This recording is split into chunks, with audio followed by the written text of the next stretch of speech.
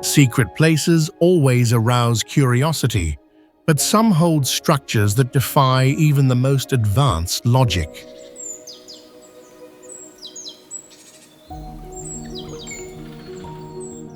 These mysterious constructions have stood for centuries, with no one knowing exactly how they were constructed.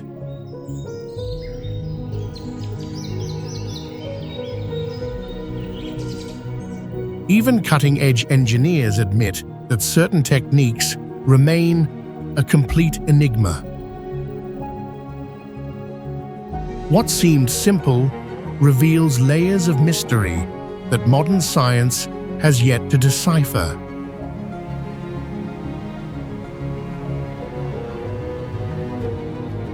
Are they the works of ancient, visionary civilizations or lost secrets that should never be revealed?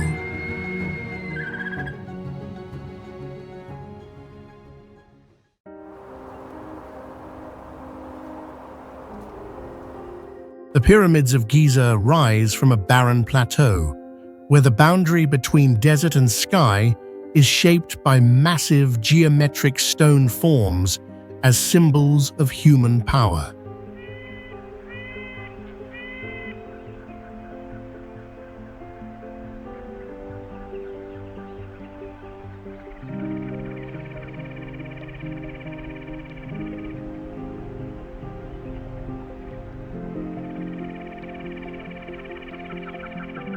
Their perfect construction, with multi-ton stones precisely aligned, remains unexplained, making them one of the greatest mysteries in history.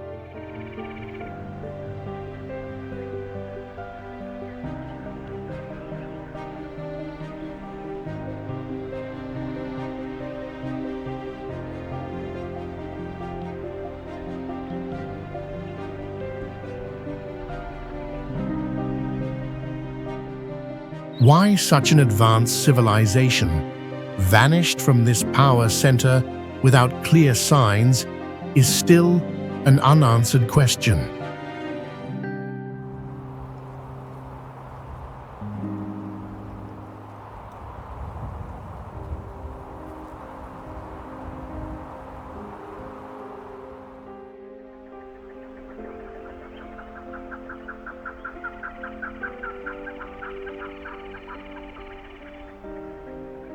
Several internal passages remain unexplored or restricted due to preservation or unknown original functions, limiting full understanding.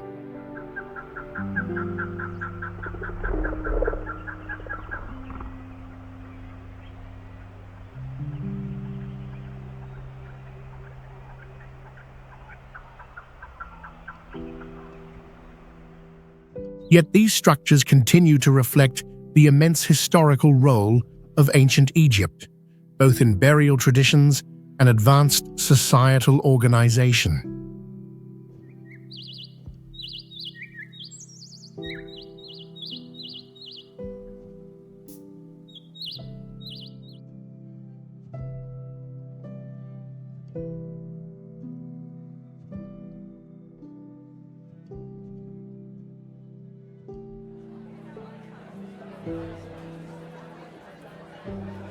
The Colosseum was built in the heart of the ancient city on flat ground that was once an artificial lake between low hills and old Roman roads.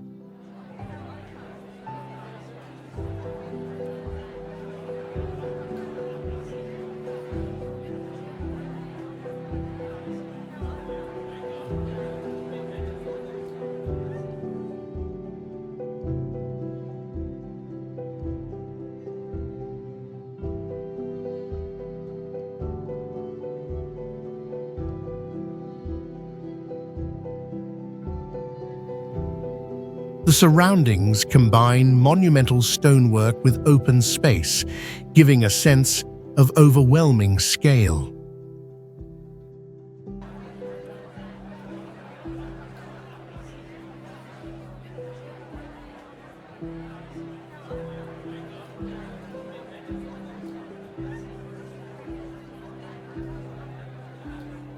Its oval shape, stacked arcades, and tiered facades with varied column styles showcase a balance of engineering and art.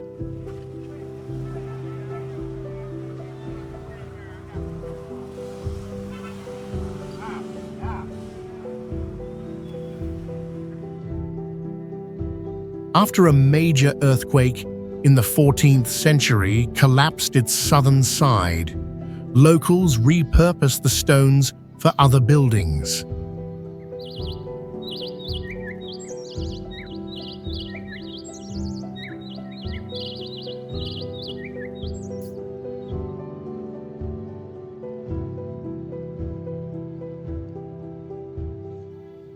Though called an arena, some scholars believe it served political and social control functions beyond just entertainment.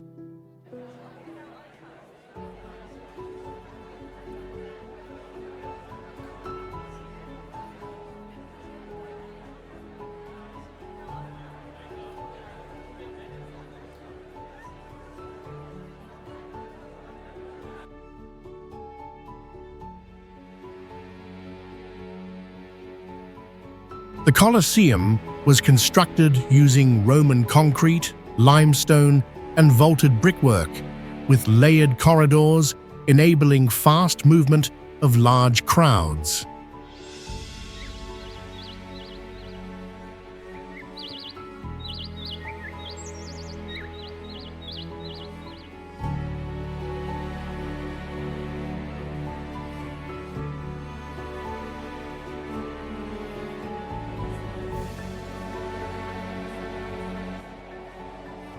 Meteora is a group of monasteries built directly on top of natural rock pillars about 1,300 feet tall, creating an isolated position from the ground below.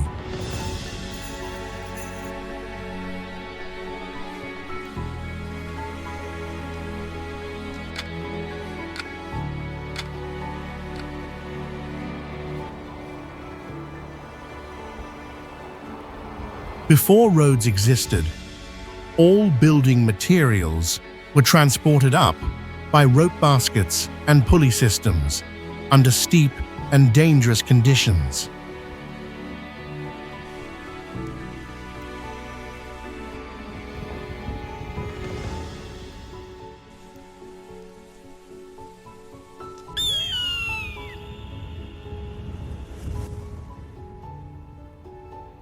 The monasteries were constructed with local stone and red tile roofs, firmly attached to the limestone rock, with careful balance and structural grip.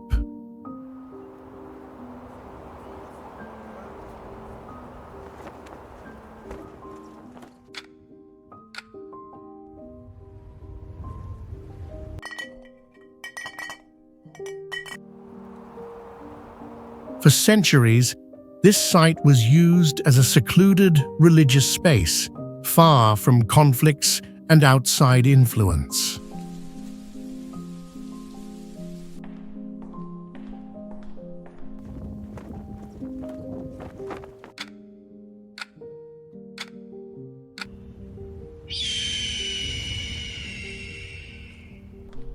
Although most of the structures were built in the 14th century, unclear records about their original purpose keep the site under continued study.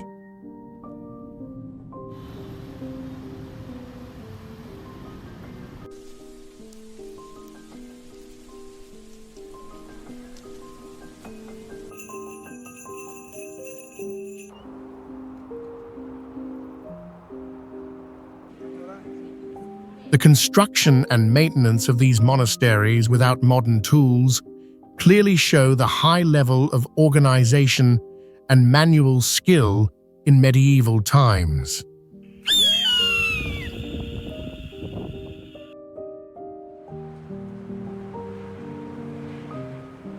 Wangshan Valley lies between tall, steep limestone mountains, with cliffs split by natural caves and deep gorges, forming an isolated and hard-to-reach area.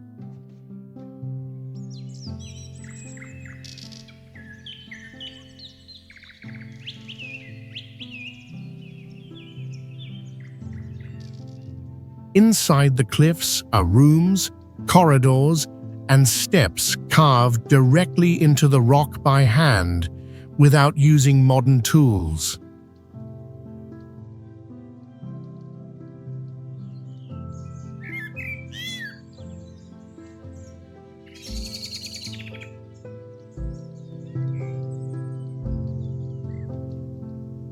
Some areas still have stone beds, fire pits, and water basins, showing that people once lived there permanently, not just symbolically.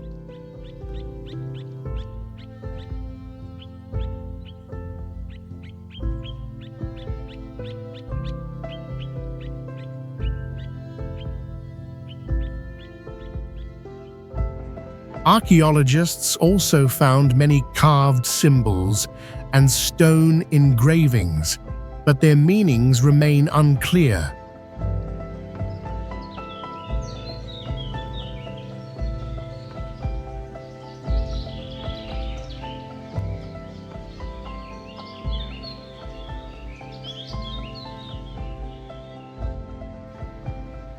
Building in steep, low-light conditions required accurate spatial planning and water drainage systems, showing high knowledge of terrain and survival.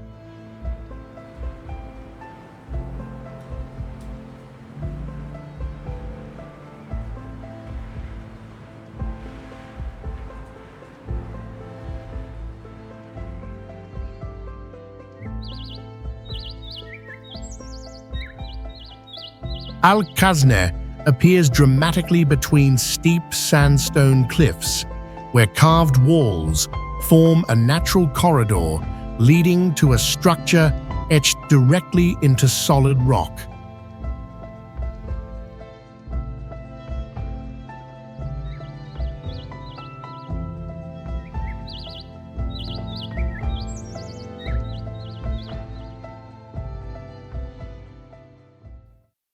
Its mystery lies in the flawless architecture, whose tools and purpose remain uncertain, whether it was a tomb, temple, or hidden treasury.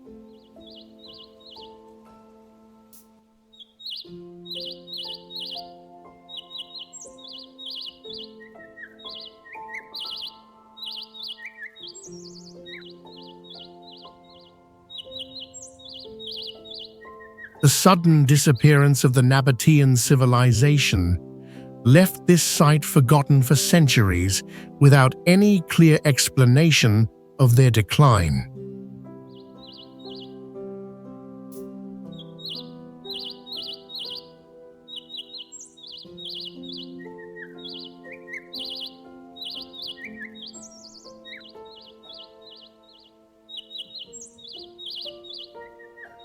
Beyond the facade, many interior sections and deeper foundations remain unexplored due to unstable geology and access restrictions.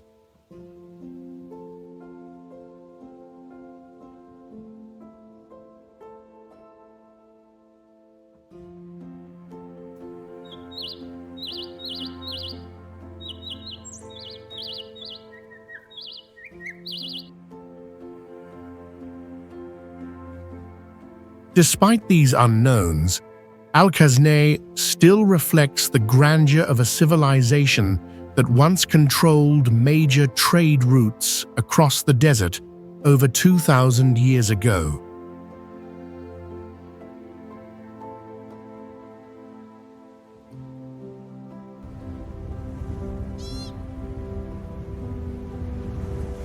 Wadi Dawan is a long sandstone valley located between arid mountain ranges in Yemen, with steep cliffs on both sides and only one narrow path.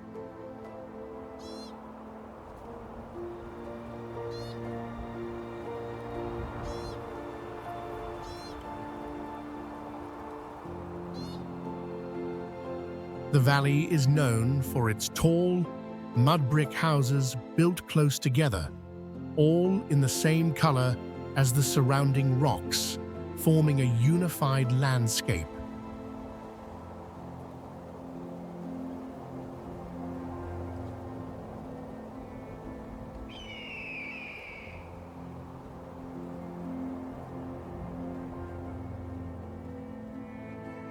These houses were made from earth mixed with organic fibers, dried naturally, and stacked in layers, with the upper floors made lighter to reduce base pressure.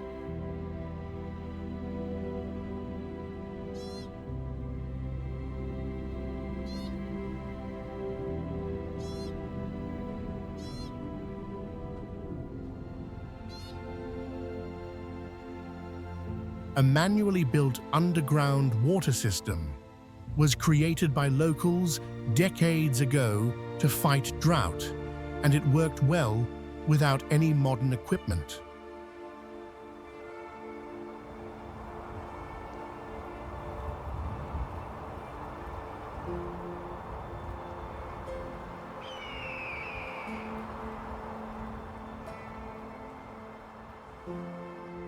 The original purpose of this residential area is still unclear, and none of the current theories have been confirmed by solid evidence.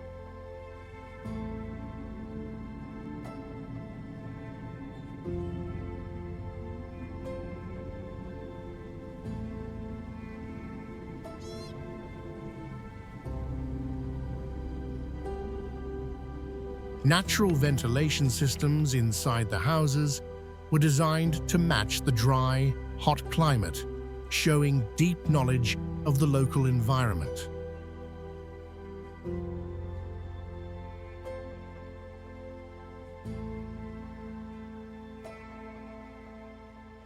Angkor Wat stands within a flat tropical forest where massive stone structures emerge from the ground, blending into the dense green landscape shaped by nature.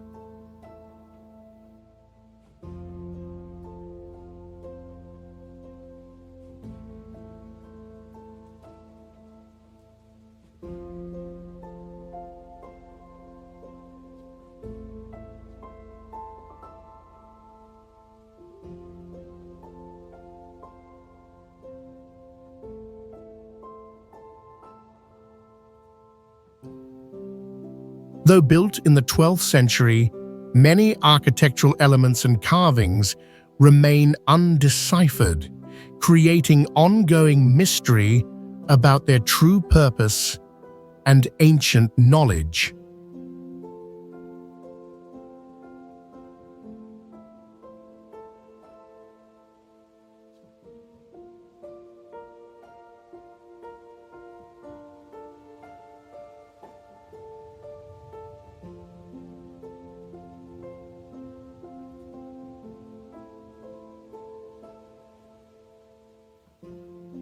One major question is why such a powerful civilization capable of building this monument suddenly declined, leaving the temples abandoned for centuries.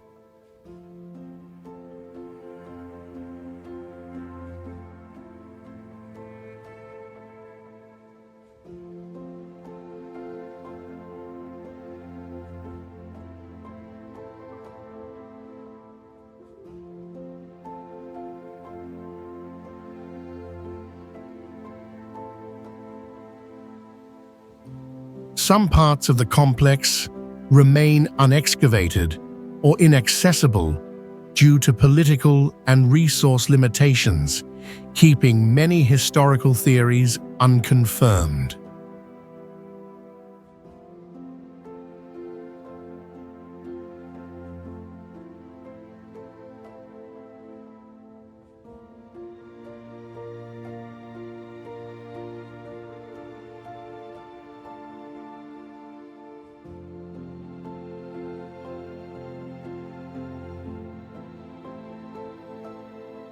Still, Angkor Wat represents a golden era of Southeast Asian civilization, showing clear achievements in art, architecture, and social organization over 800 years ago.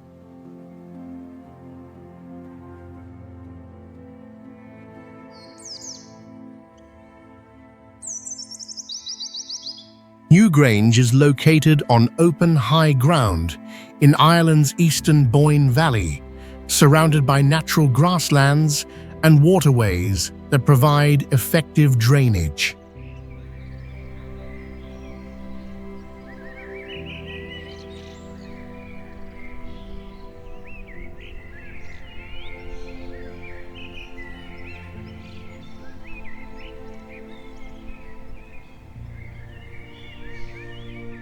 The stone tomb has a round dome shape, with a passage leading to the center, built entirely of pebbles, boulders, and earth without modern binders.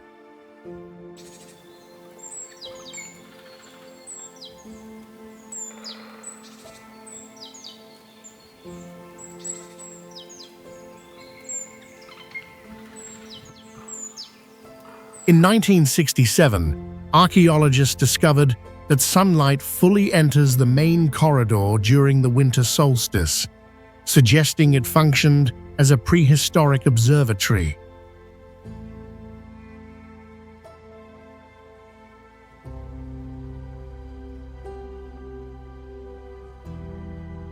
However, no one has explained how ancient builders calculated the precise light alignment using only primitive tools.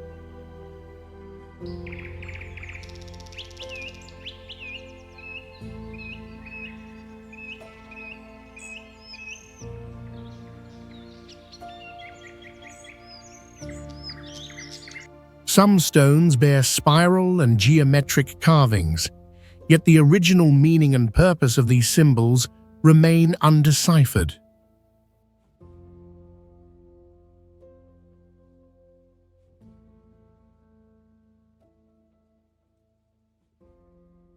The dome structure uses corbel vaulting, with stones laid in gradually overlapping layers that distribute weight without internal supports.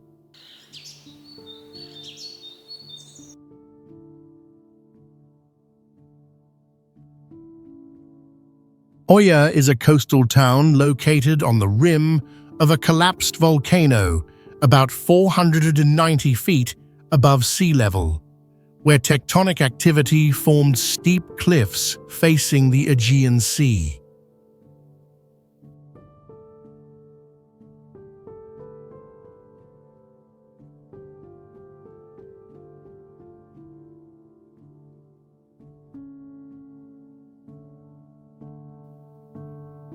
The complex terrain led residents to build homes directly into the volcanic slope, creating a terraced architecture typical of the Mediterranean.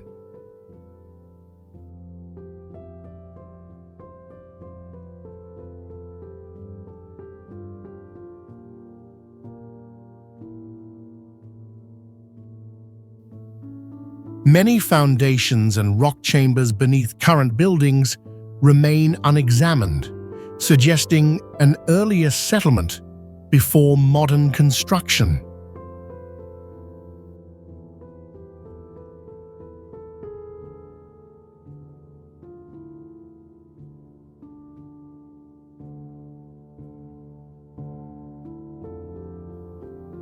Some researchers believe the older community may have been buried by a major eruption, though no conclusive physical evidence confirms this theory.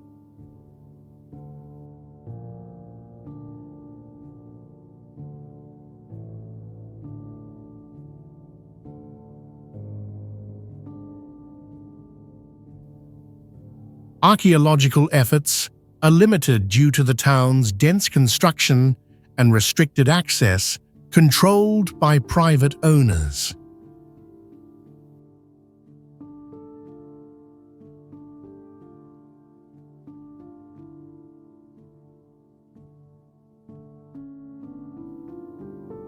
In addition, historical records from the early 20th century related to this site have not been officially released.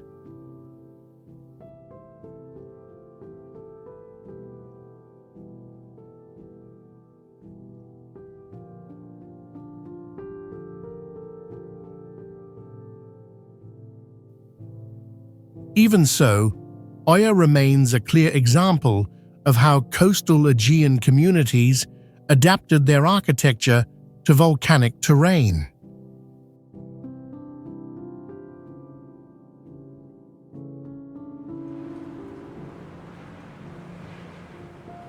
The Kailasa Temple is one of the world's most remarkable monolithic structures, carved directly from rock, starting from the top down.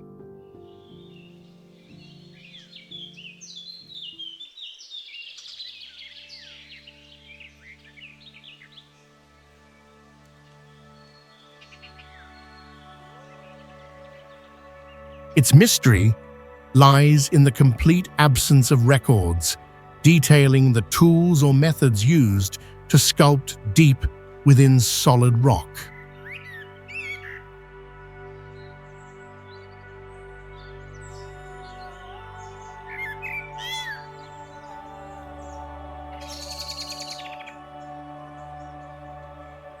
Thousands of tons of stone were removed, yet how ancient builders maintained structural accuracy without causing collapse remains unknown.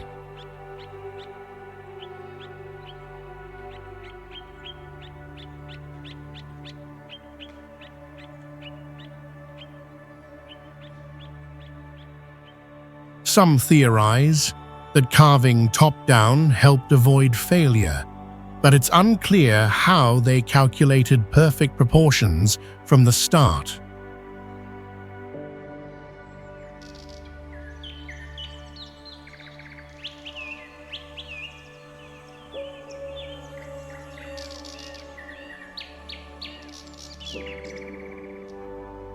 Modern engineers admit they cannot recreate such a structure today without advanced measurement and planning equipment.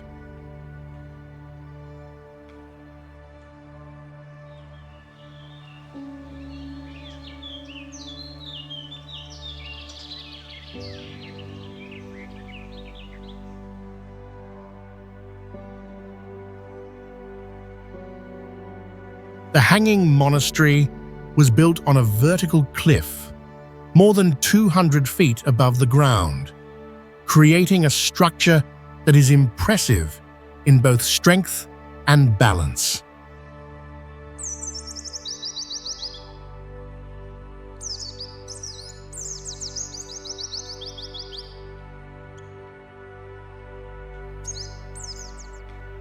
Its main wooden pillars are inserted deep into natural rock crevices, allowing the building to remain stable for centuries without large foundations.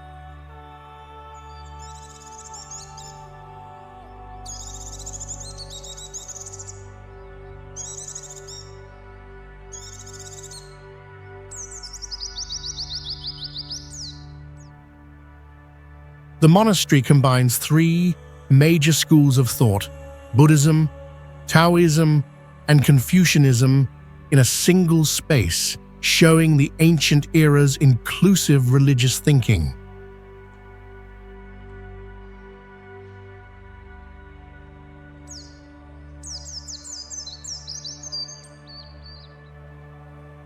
Several inner corridors and structural parts are still restricted from public access, making full academic study difficult.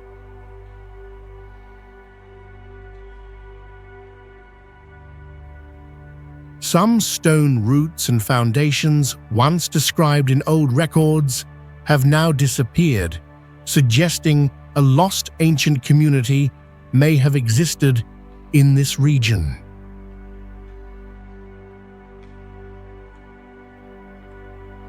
Its difficult construction site, unknown building techniques, and research limitations make this monastery a subject that modern experts still cannot fully explain.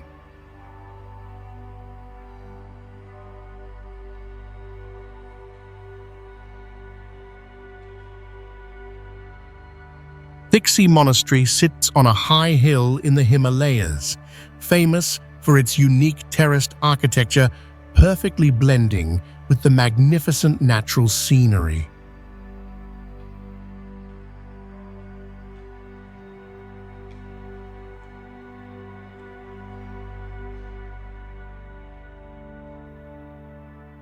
The entire monastery was built from clay, stone, and wood, using ancient techniques, without modern materials or machinery, yet it has stood firm for centuries.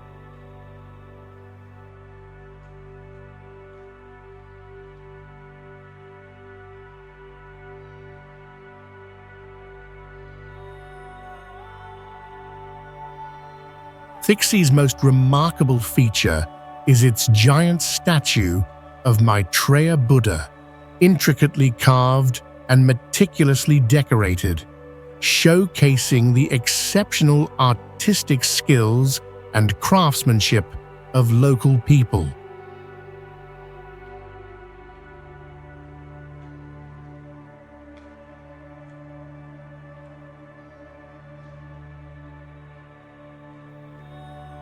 An intriguing real-life story related to the monastery involves its surprisingly rapid completion, believed by locals to be aided by some mysterious force, a phenomenon still unexplained today.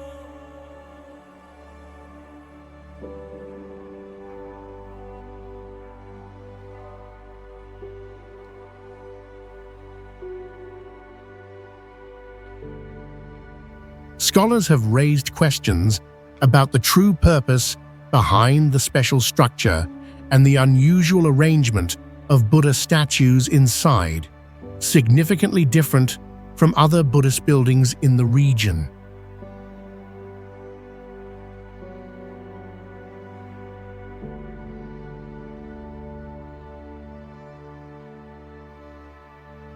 These differences have sparked fascinating theories regarding Thiksey's original intent and origins.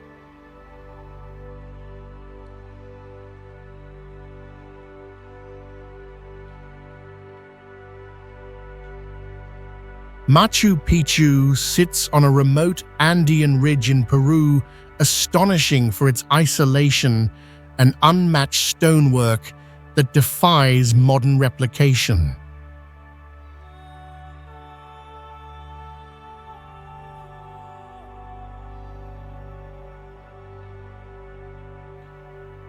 Massive stones fit perfectly without mortar and withstand seismic activity despite frequent earthquakes in the region.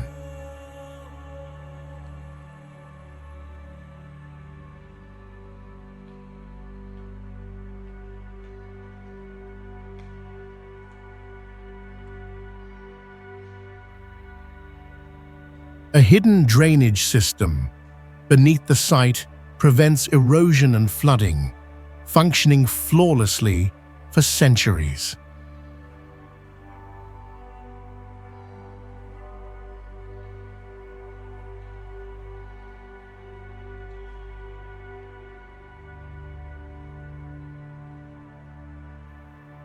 How the Incas moved and carved such stones without wheels or draft animals remains unknown.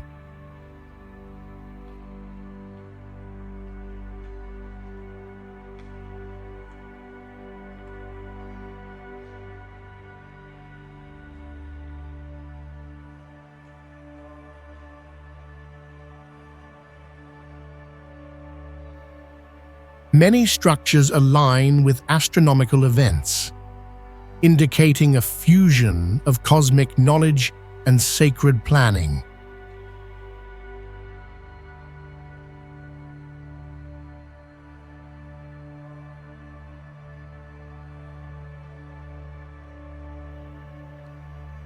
Machu Picchu appears not just as a residence, but a purposefully arranged spiritual landscape.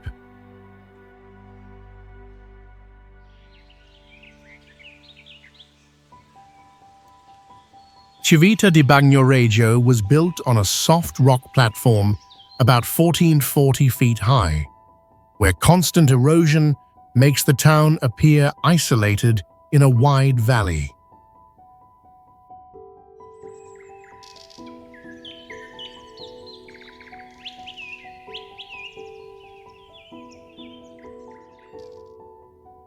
old stone houses made of tufa sit close to cliff edges and connect to the outside world by only one bridge, making the landscape both distinct and fragile.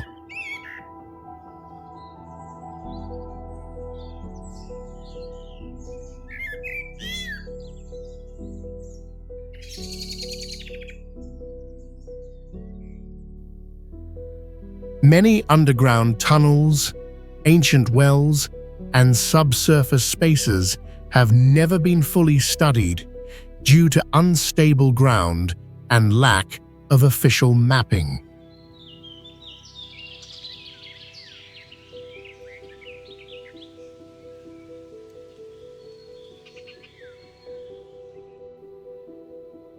Some theories suggest the area once had a large population, but no documents clearly explain the rapid decline.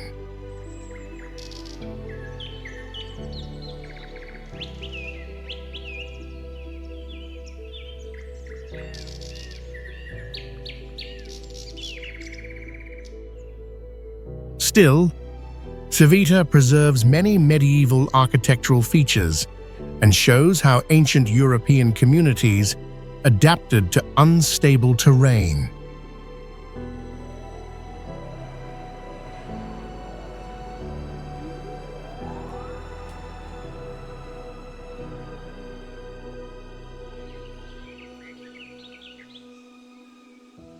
Phuktal is a monastery built on a steep limestone cliff in northeastern India, and it can only be reached by walking along rugged mountain paths.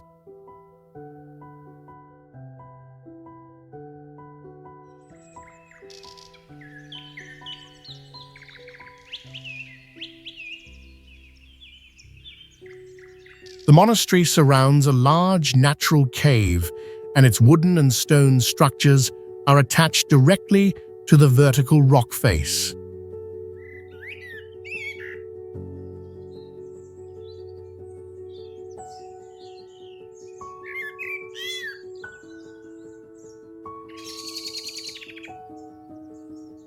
It was built entirely by hand, using dry stone stacking and packed earth, without any modern machines or cement.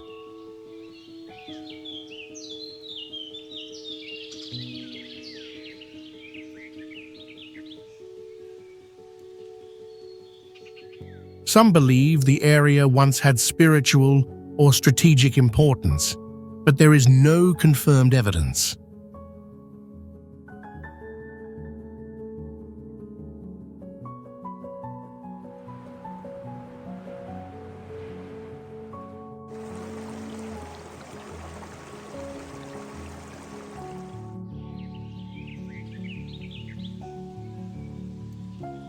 Katskhi Pillar is a vertical limestone column in the mountains, about 130 feet tall, with a flat top, where people once lived and worshipped for centuries.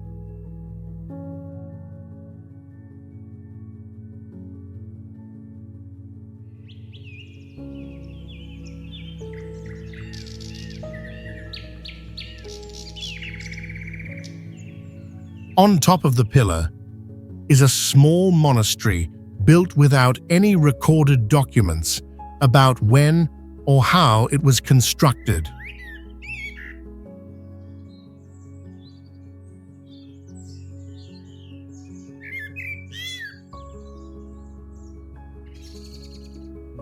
Some remains suggest that ancient people transported materials and settled at this height, but how they managed this is still unknown.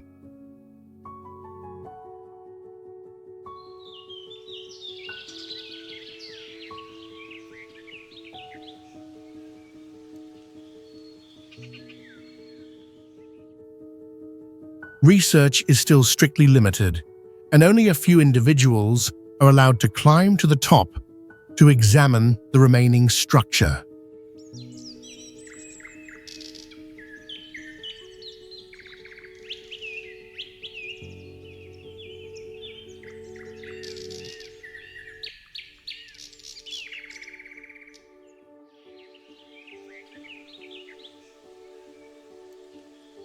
Santa Gata de Goti is built on a steep basalt cliff about 165 feet high, formed from ancient lava flow, creating a rugged and unique landscape.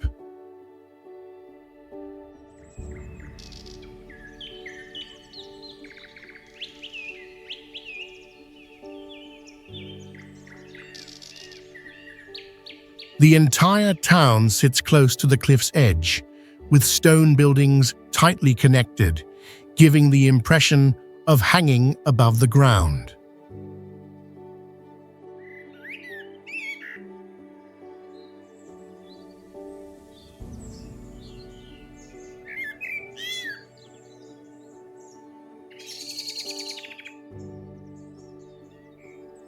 During building reinforcement, deeper foundations were found with structures unlike the current ones, suggesting an older civilization once existed and disappeared.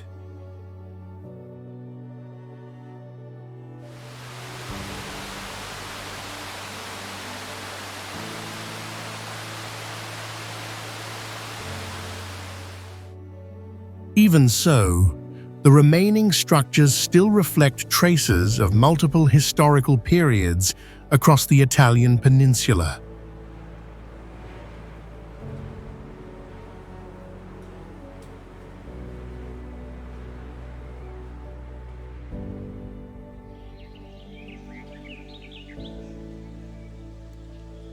Castell de la Roca is a small town built on top of a basalt cliff about 160 feet high, formed by two overlapping ancient lava flows that created a solid vertical base.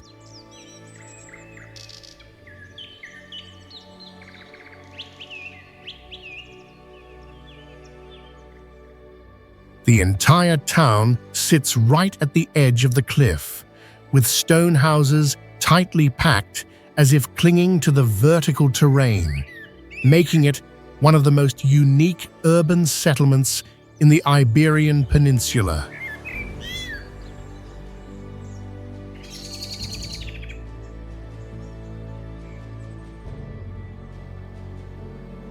No official historical records clearly state when the first settlement was established on this rock formation.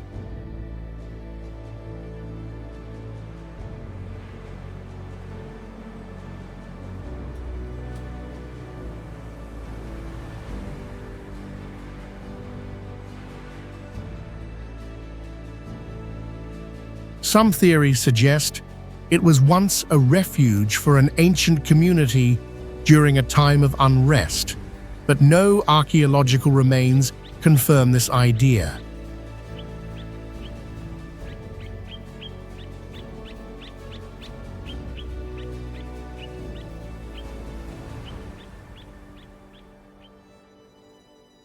In-depth surveys are limited by the vertical terrain and dense construction, which prevent wide excavation.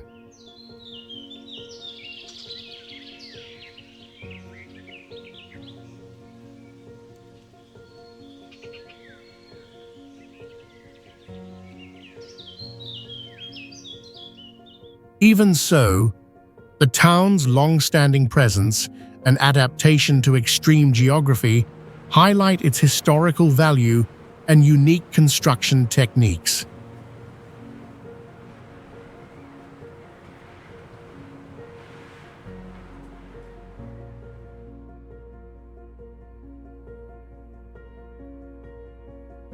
Gordes Village is located on top of a rocky hill in Provence, famous for its distinctive architecture, with houses built entirely from white stone, stacked like a sturdy fortress.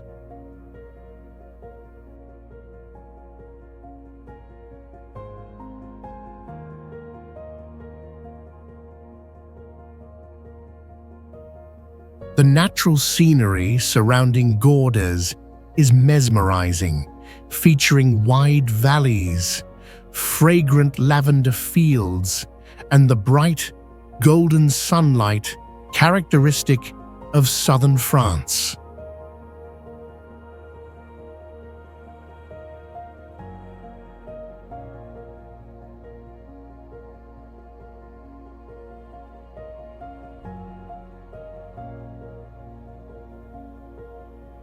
The most remarkable aspect of Gordes is its unusual building technique.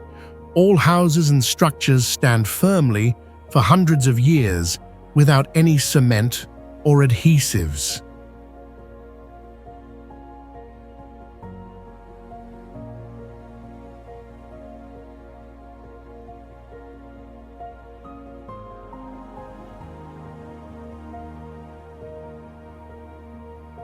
A major mystery here is the actual purpose behind building the village in such a fortress-like manner, leading researchers to speculate whether Gordes served as a secret refuge in the past.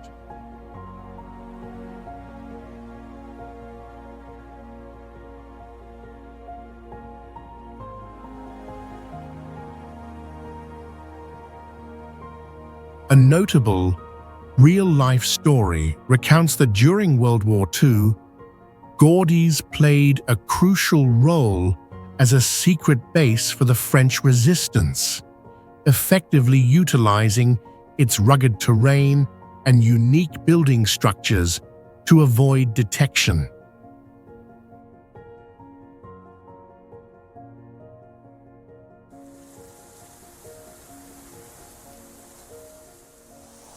Stonehenge is a mysterious collection of upright stones in the English countryside, featuring massive rocks precisely arranged in circular formations.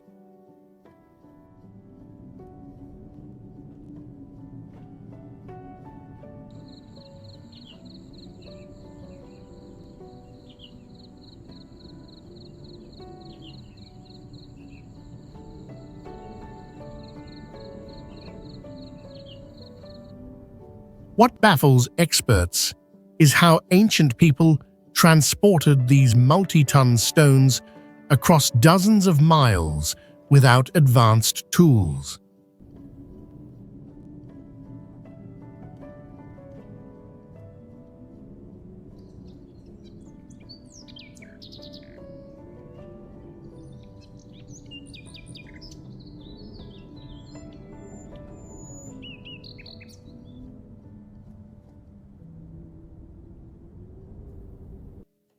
Studies suggest the stones came from Wales, yet no theory fully explains how they crossed mountainous terrain.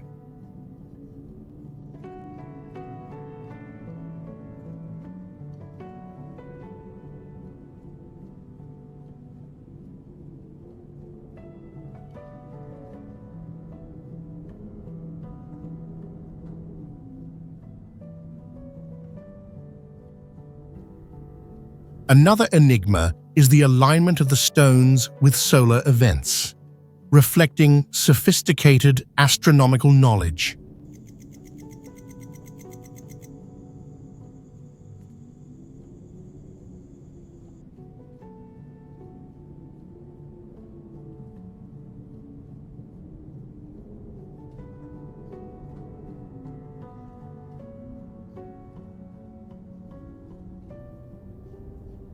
Circular pits beneath the surface hint at missing elements once placed there, though their original purpose remains unknown.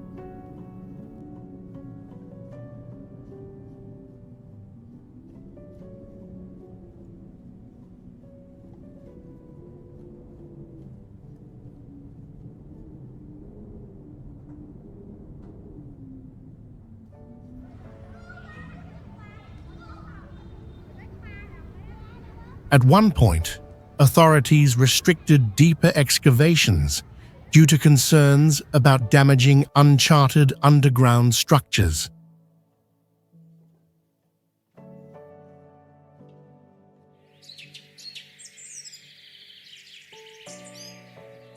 Banh It Towers are located on an isolated red soil hill in Vietnam's central coastal plain, offering a clear view of the surrounding lowlands.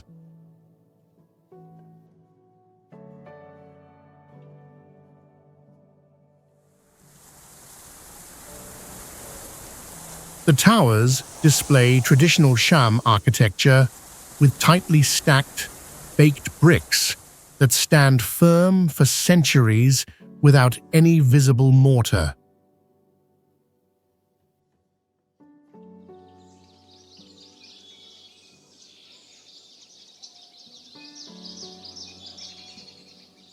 In 1889, French archaeologist Léopold Cadier documented the site during a survey and noted the remarkably intact carvings.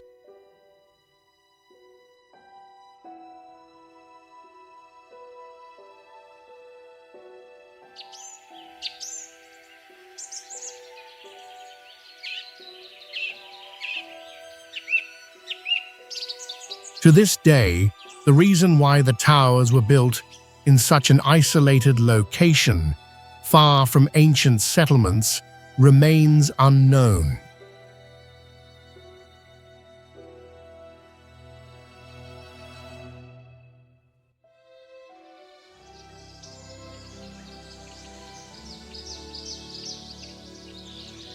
The tower's structure reflects a high degree of brick alignment and balance accuracy, but no records or tools have been found to explain the construction method.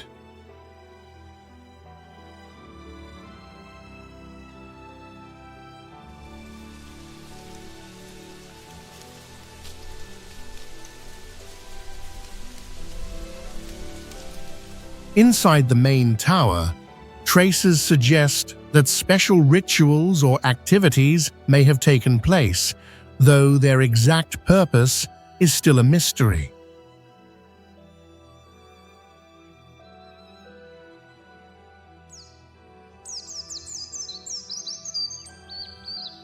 Paro Taktsang was built on a nearly vertical cliff about 3,000 feet above the valley floor, making it completely separated from the outside world.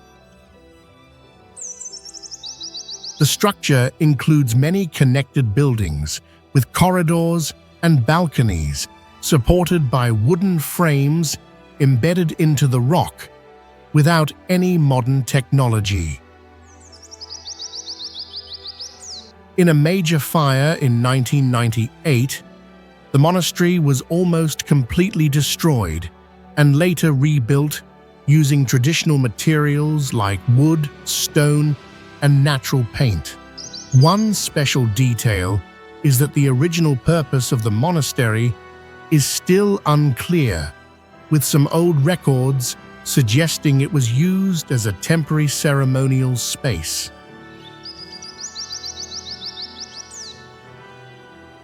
Its anti-gravity design and ability to remain stable over centuries make it a remarkable example of medieval engineering in the region.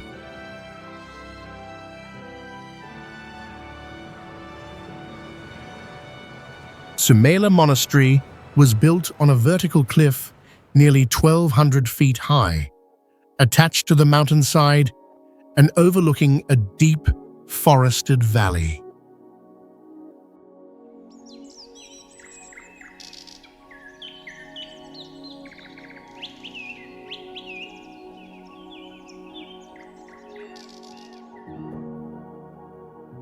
Its structure includes rooms, corridors, and wells arranged along the rock face, using building techniques not clearly explained due to a lack of records.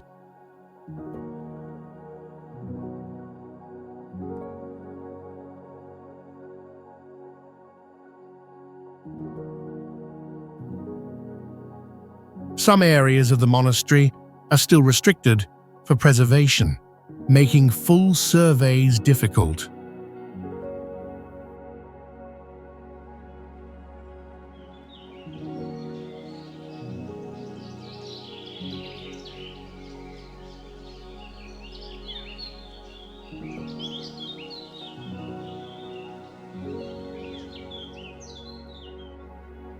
Although it has existed for more than 1,600 years, many original structures and murals remain well preserved, showing the clear historical value of the site.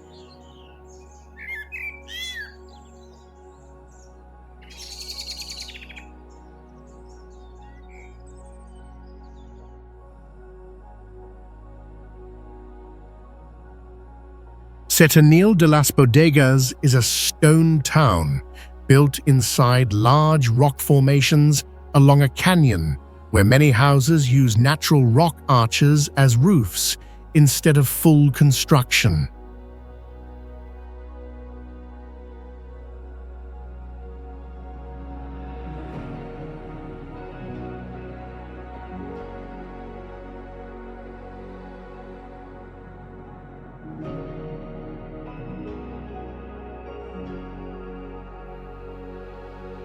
Some homes share walls and ceilings with the mountain rock, forming a rare blend of natural and man-made structures.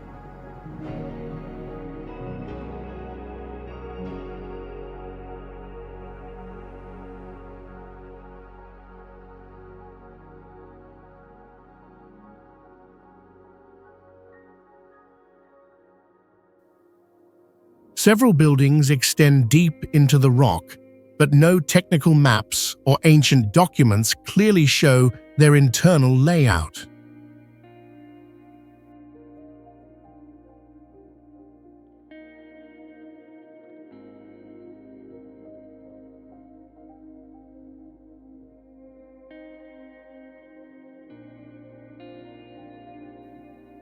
The unclear boundary between natural stone and human work prevents full surveys of many areas.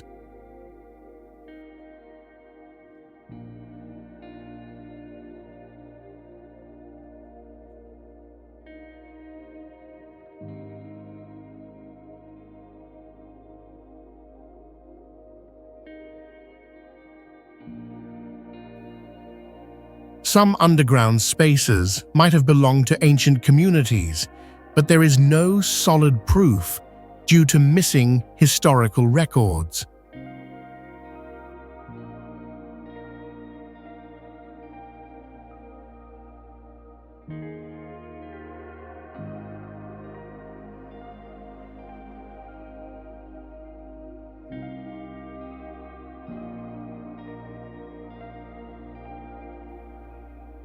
Research is limited by unstable rock structures and local restrictions on entering current residential zones.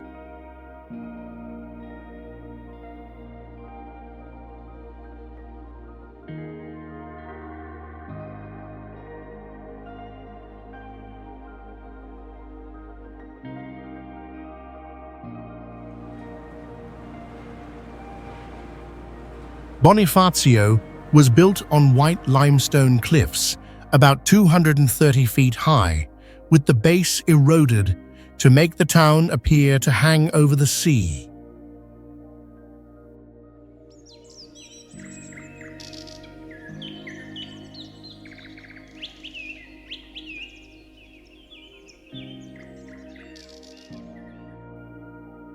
Some grooves and hollows in the rock have unusual shapes, and it is unclear whether they are natural or man-made.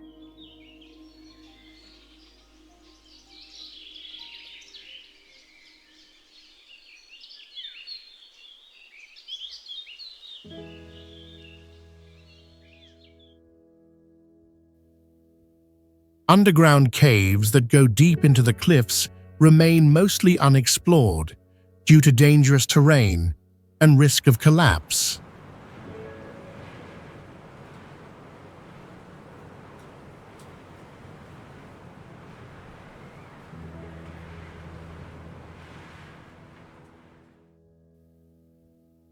Archaeological remains show that ancient people once lived here, but no clear signs of their social structure or buildings remain.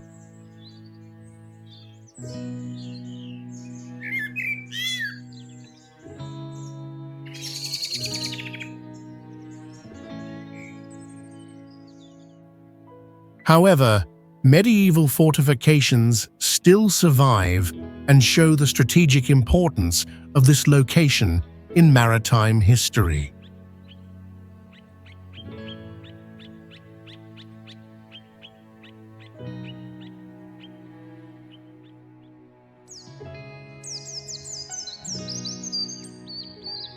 Casas Colgadas is a group of old houses built hanging on a vertical cliff, with balconies extending about 130 feet above the ground.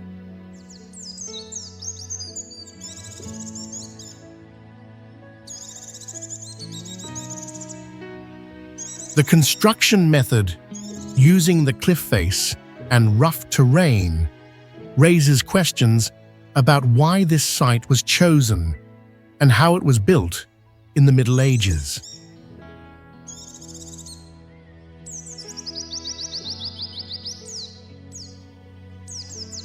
Some houses have been repurposed or renovated, making it harder to study the original foundations and structures.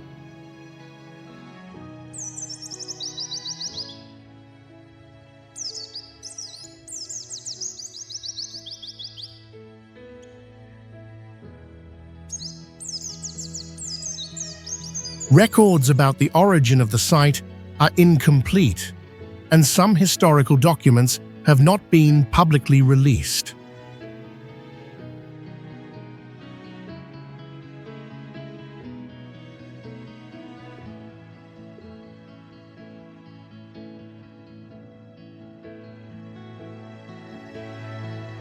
Before the current structures, signs of an earlier settlement existed, but no clear evidence remains about who they were or why they disappeared.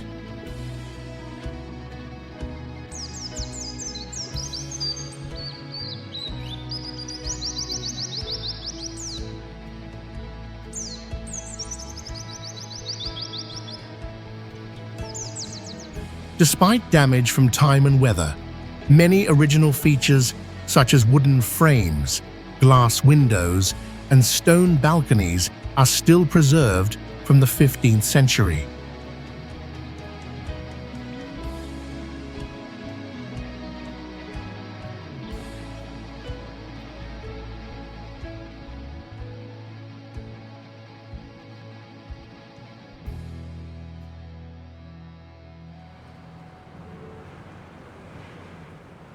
The hanging coffins of the Bo people were placed about 100 feet high on steep limestone cliffs in an area that is hard to access by foot.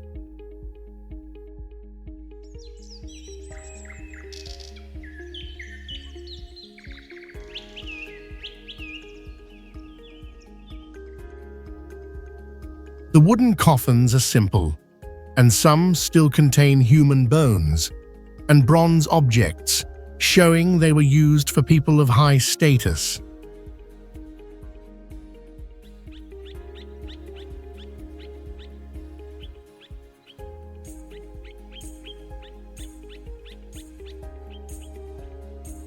All the coffins were attached to the rock wall by carving deep holes and inserting wooden support beams without any modern equipment.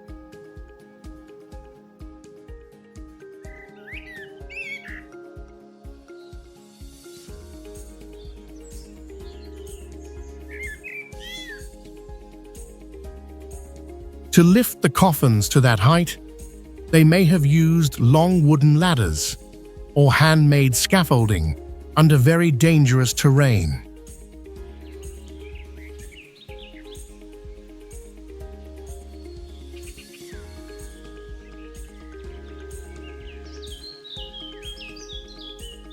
This discovery continues to raise questions in archaeology about the organizational skills and belief systems of this ancient culture.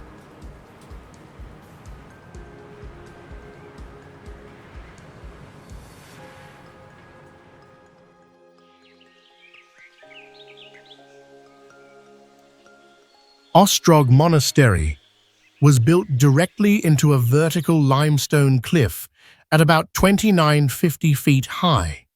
with no easy access during its construction.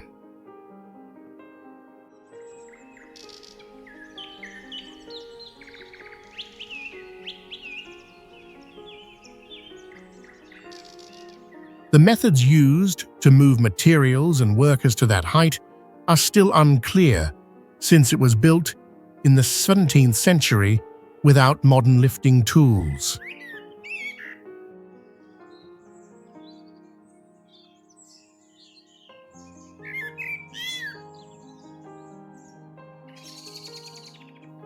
Many interior parts of the monastery remain unexamined, including tunnels, rock chambers, and sealed rooms not shown on public maps.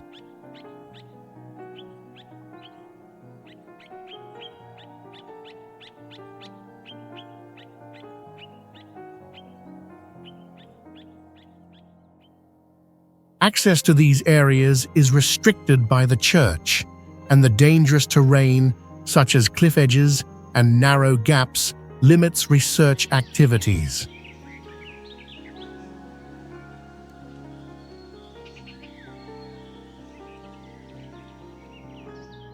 Some old texts mention monastic groups that once lived here and later vanished, but no clear evidence explains their disappearance.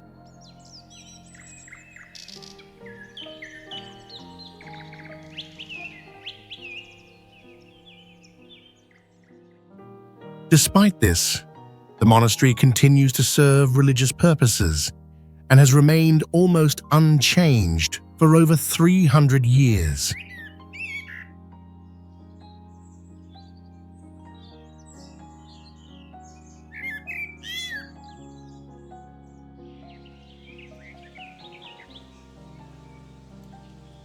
Rocamadour was built along a steep limestone cliff about 400 feet high, with religious buildings, homes, and fortifications stacked by elevation.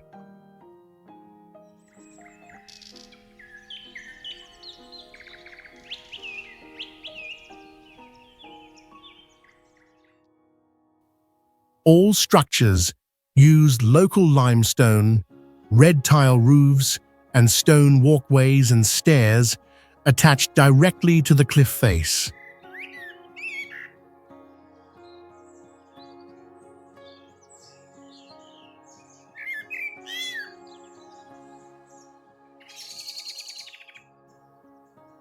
In the Middle Ages, thousands of pilgrims came each year to pray, despite the steep and difficult terrain.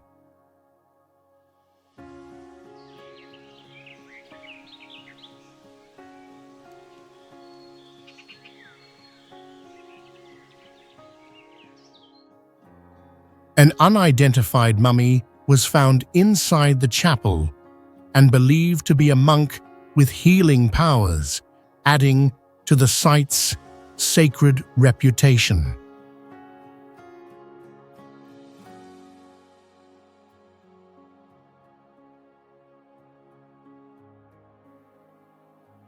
There are no documents confirming who first chose the cliff location for building this settlement.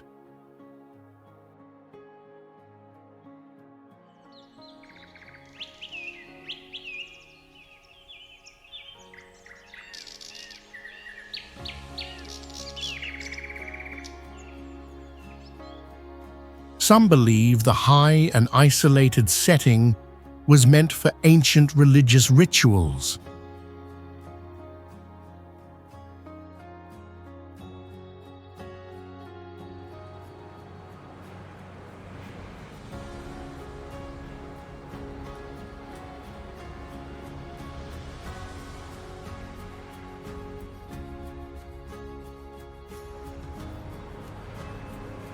Manarola was built on the edge of a cliff along the Mediterranean Sea, where colorful, multi-story houses rise along the steep rock slopes.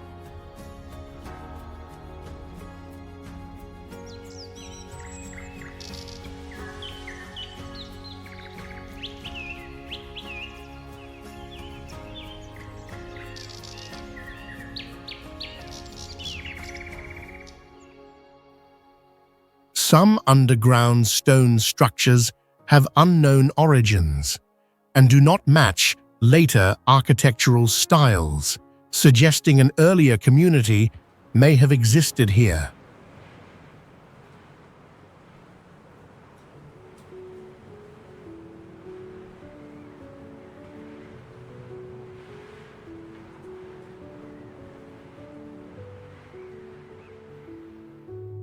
Narrow tunnels and hidden chambers are found under the village, but there are no maps or technical records showing how they were made.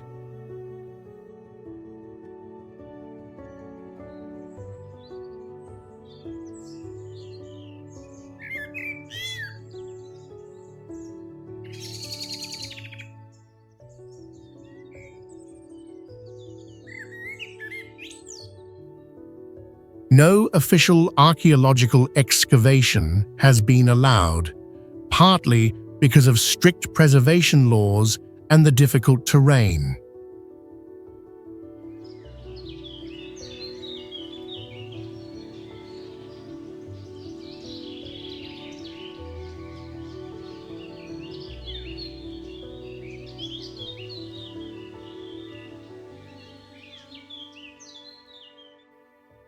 Researchers believe that major geological events changed the coastline and may have buried ancient remains beneath the current surface.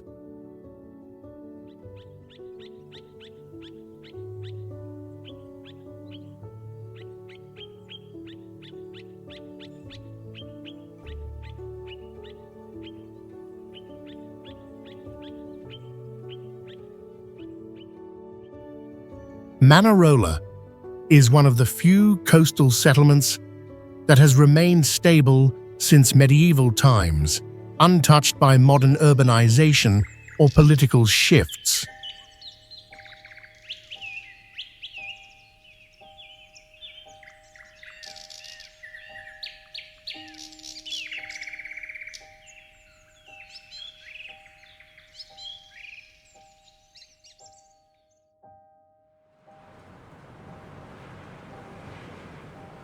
Azenas do Mar is a village built on a coastal cliff, where white houses sit tightly along the edge, forming a striking structure above the ocean.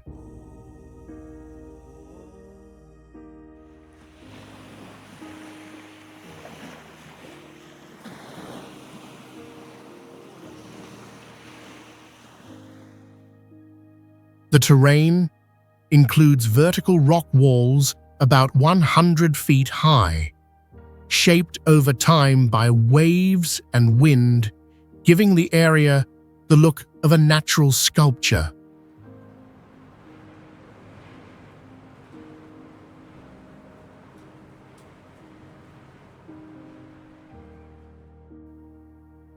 What makes Azenas do Mar mysterious is the absence of official records about when the cliffside settlement first began.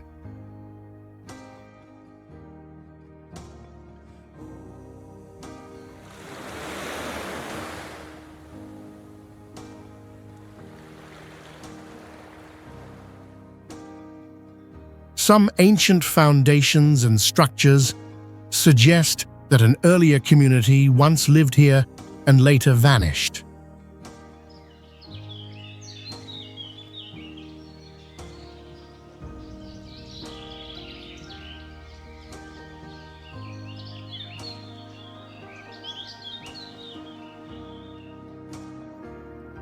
Historical documents before the 20th century are almost non-existent or have not been fully published in academic sources.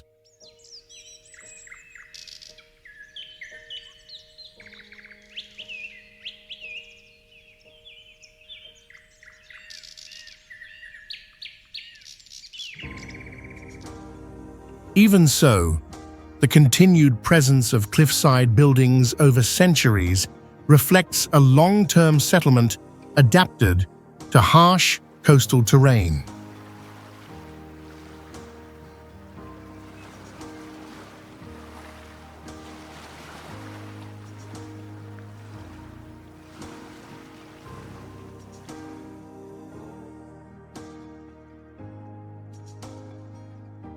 Unlike many monasteries in the Himalayas, Ki Gompa was built vertically, with structures stacked tightly like an ant colony, clinging to a mountain wall.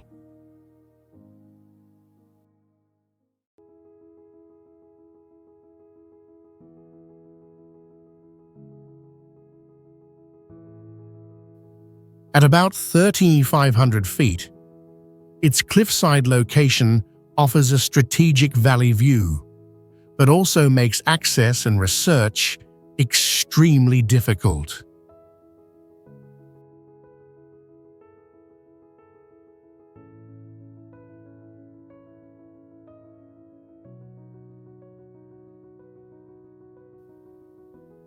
No ancient documents fully describe the monastery's early origins, and lower levels are believed to cover an older predecessor structure.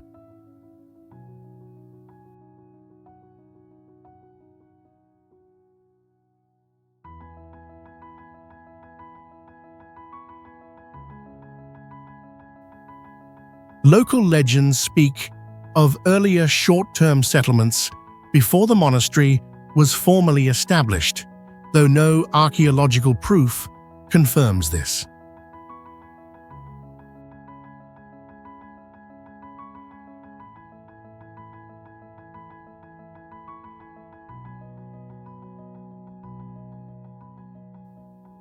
Access is tightly restricted by monastic rules, leaving many areas unsurveyed by independent teams.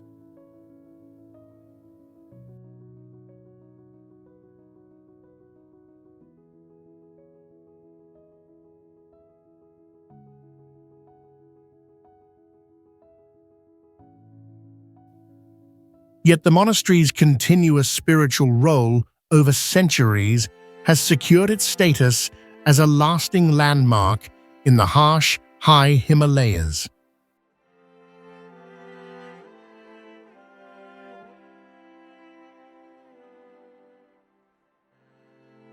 Ronda was built on a limestone block, split by a deep gorge about 390 feet, with two parts of the town facing each other across vertical cliffs.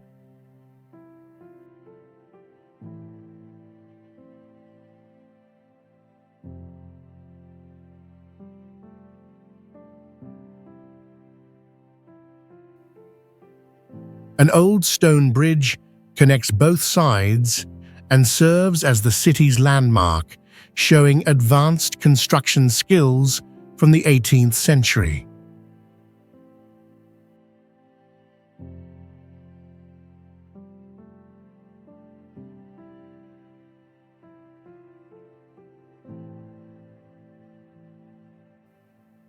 Buildings along the cliffs were anchored to the edge, with foundations extended sideways and cut into bedrock to prevent collapse.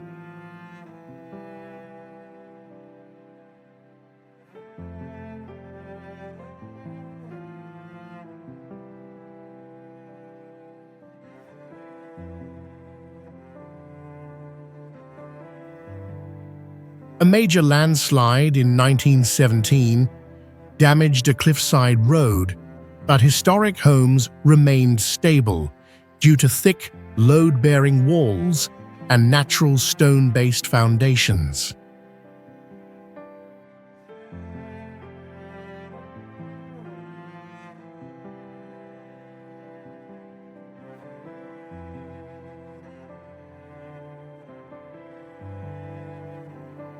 No ancient record explains why early settlers chose such risky terrain, and the original purpose of the bridge remains unclear, military or civilian.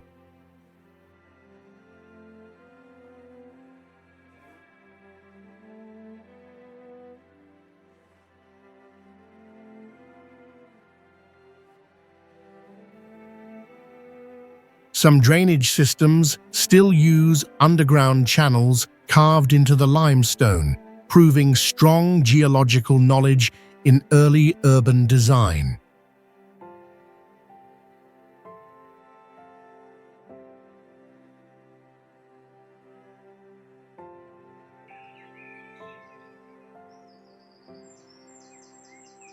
The Parthenon stands atop Athens' Acropolis Hill, where the natural limestone base provides ideal support for a large structure without artificial deep foundations.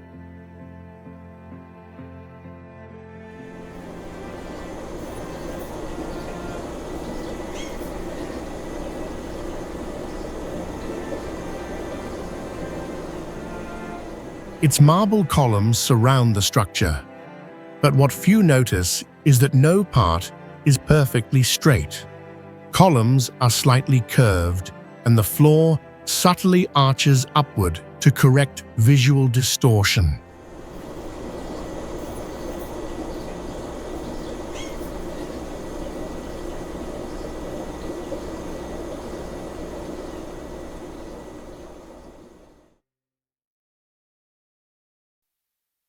A 17th century account describes how part of the building was destroyed by a gunpowder explosion during foreign occupation.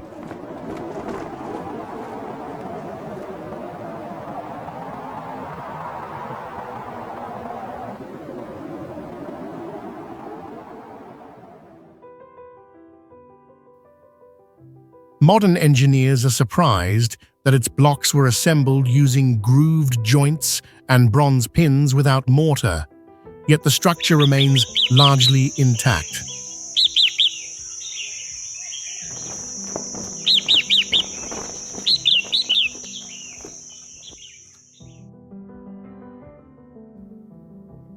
While often thought to be a temple to Athena, archaeological evidence suggests it also served as a treasury and national storage site.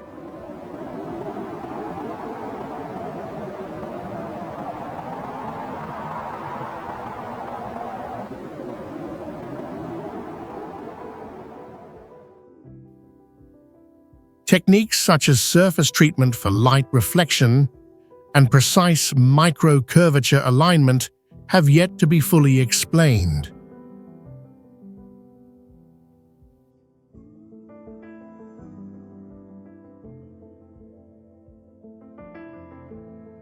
Lamayuru Monastery was built on an eroded mountain peak, surrounded by jagged cliffs shaped like the surface of the moon.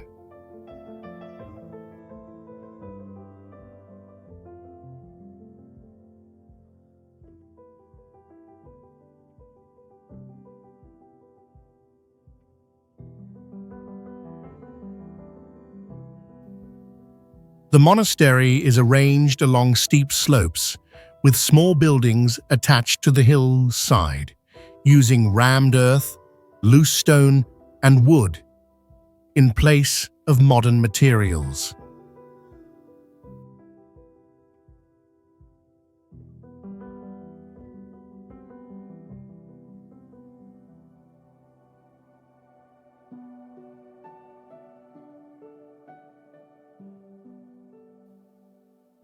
Despite harsh weather and limited access, many monks live here year-round, showing strong organization and adaptation skills.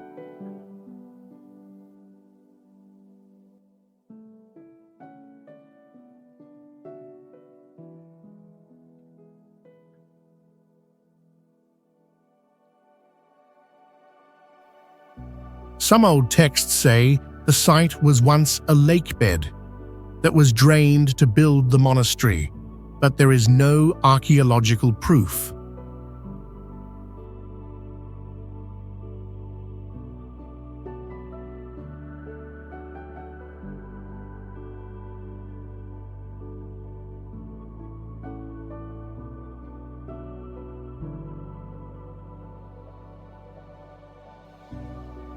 The location on eroded rock raises questions about its original purpose, perhaps spiritual, or to avoid invasion by choosing a high ground.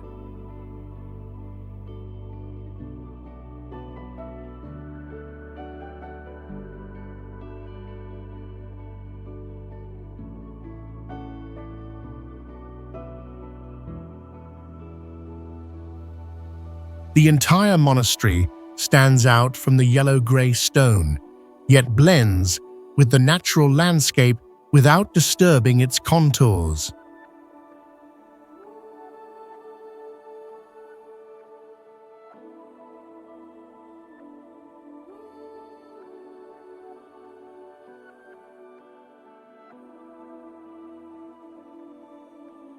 Positano stretches along the steep coastal slopes, with the town built directly into cliffs, forming a spectacular natural scene unmatched by most places on Earth.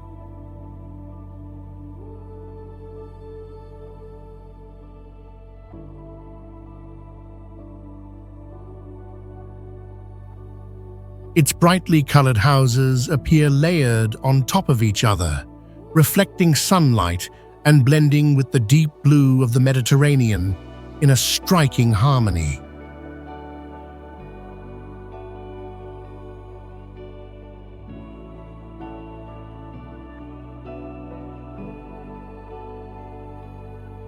Beneath this beauty lies unexplained mystery, especially regarding the original founding of the settlement, as no ancient records clearly define its beginning.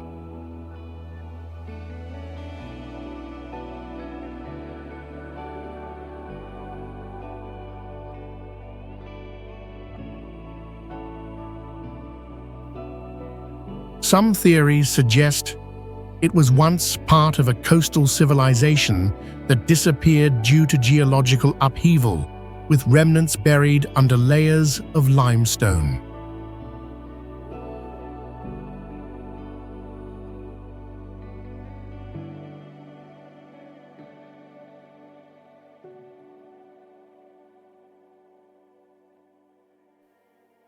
Several zones remain inaccessible and lack thorough archaeological study, raising suspicion that deeper historical layers are still hidden.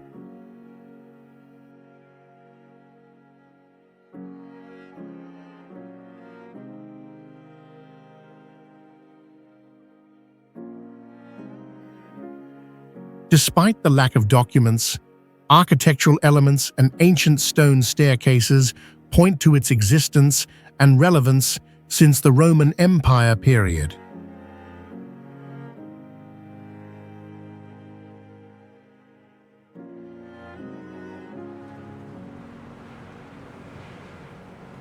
Petra was carved directly into red sandstone cliffs, located in a dry valley surrounded by mountains and deep canyons that are difficult to reach.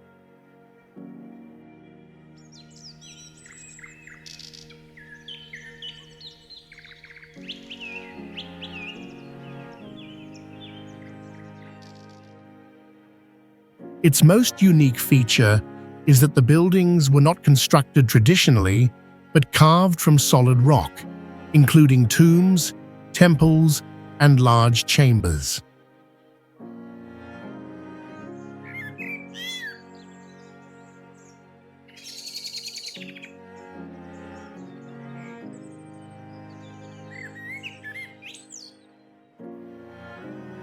Construction techniques used hand tools and a top-down carving method to reduce the risk of collapse during work.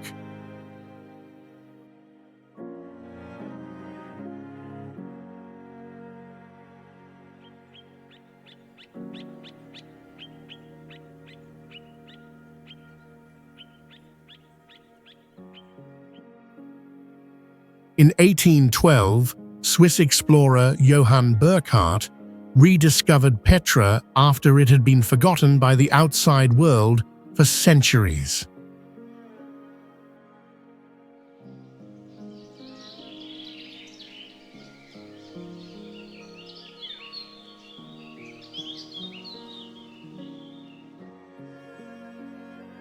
Some believe it was a trade and religious center of the Nabateans, but no clear archaeological evidence confirms this.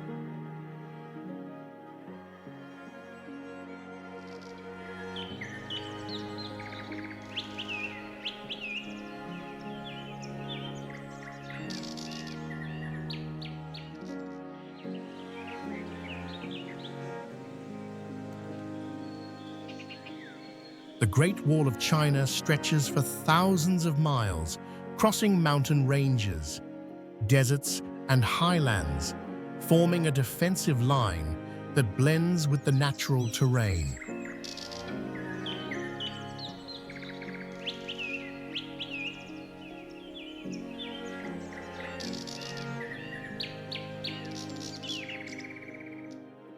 Along its length, the building materials vary greatly from rammed earth to bricks and stones, showing the complex and inconsistent construction across different eras.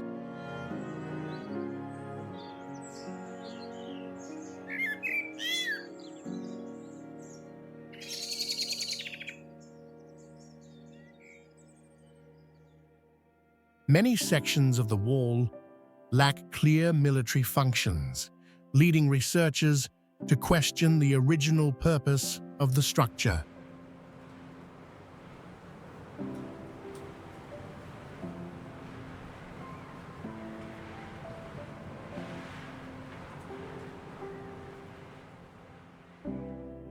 Some areas once showed signs of ancient human settlement, but after the wall was completed, those populations disappeared without leaving detailed records.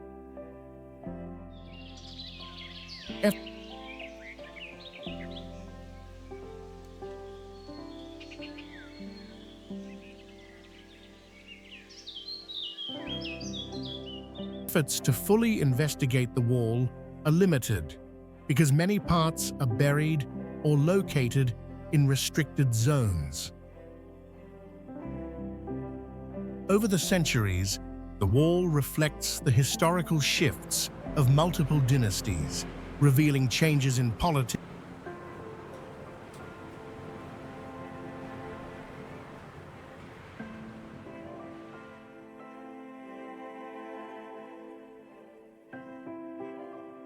The Golden Bridge stands out among mountains, with a design featuring two giant stone hands supporting a curving bridge in mid-air.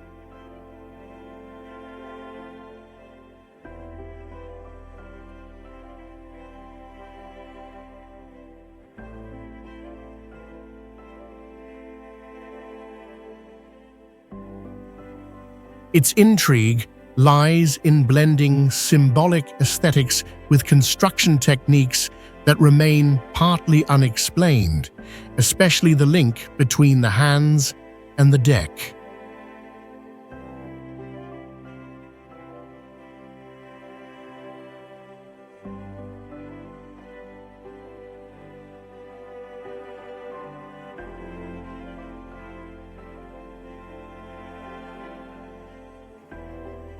Engineers have questioned how the hands bear weight and resist strong winds without visible reinforcement systems.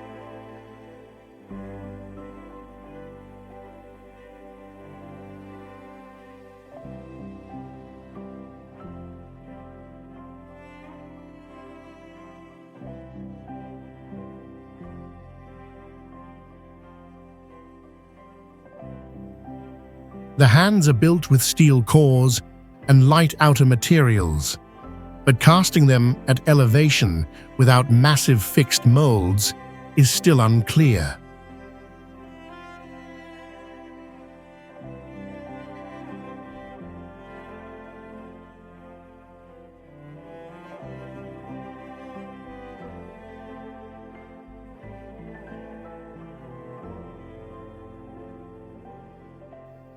Some theories suggest the structure was assembled from small modules on site, though no technical report fully confirms this.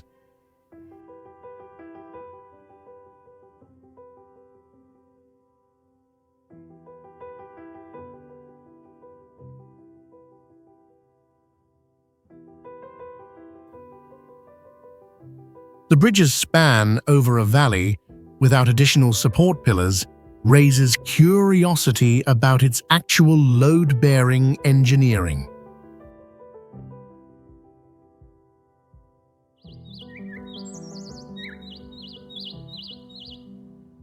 Hue Imperial City was built on a river plain, and planned according to feng shui principles, with a main axis facing south and surrounded by moats and brick walls.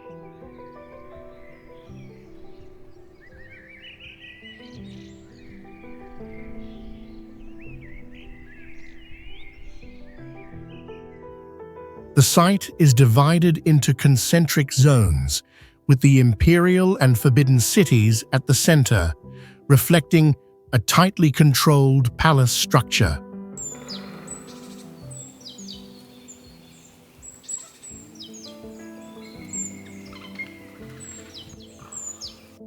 In 1885, during the capital's fall, thousands of documents, artifacts, and architectural plans were destroyed, complicating modern restoration efforts.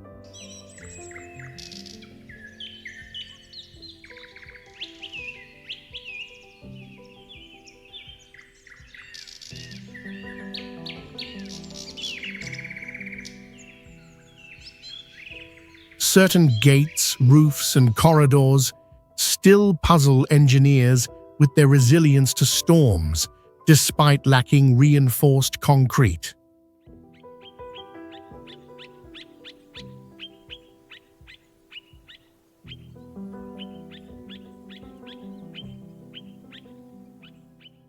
Main structures like Tai Hoa Hall and 5 Phoenix Pavilion were built from large ironwood beams joined by wooden mortise joints, yet remain stable after centuries.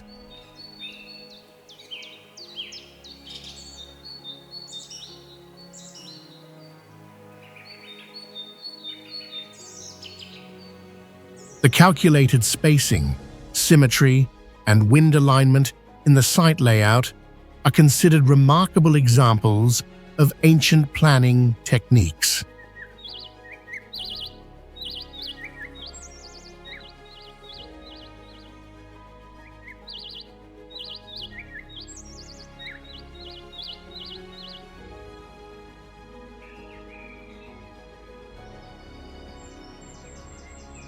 Saigon's central post office stands at the intersection of several main roads and was built in the late 19th century in French architectural style with Asian decorative elements.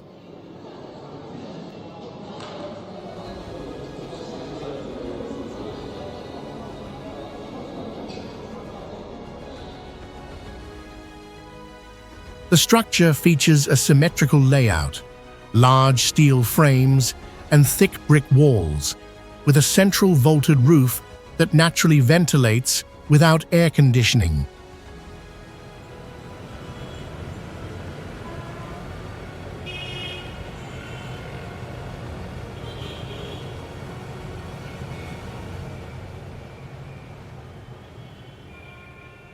Its facade impresses with arched windows, sculpted ornaments, and a large central clock. Yet no original blueprints from the construction period have been found.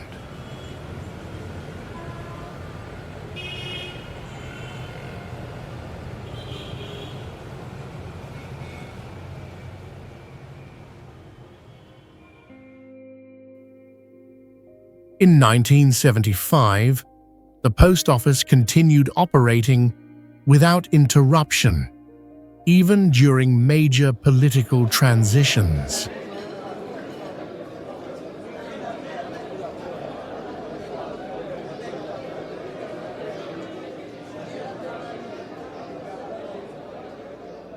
Modern engineers are still puzzled by how the vaulted roof and corridors remain stable without reinforced concrete.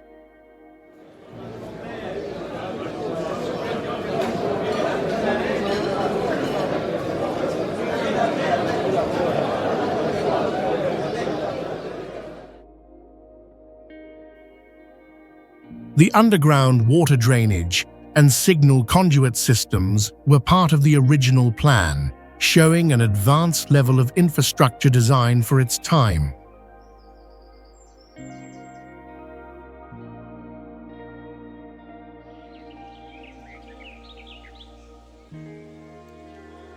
Simonopetra Monastery was built at about 980 feet high, attached directly to a vertical cliff facing the sea, with wooden floors stacked into a near-vertical structure.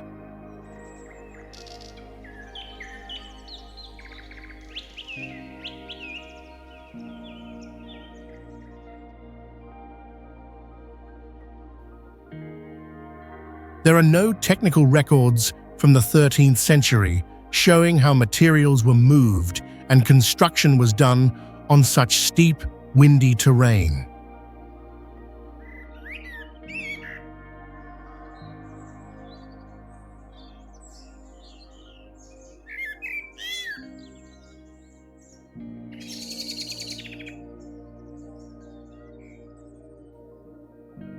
Many lower levels and ancient storage areas have never been publicly examined due to restricted access under religious rules.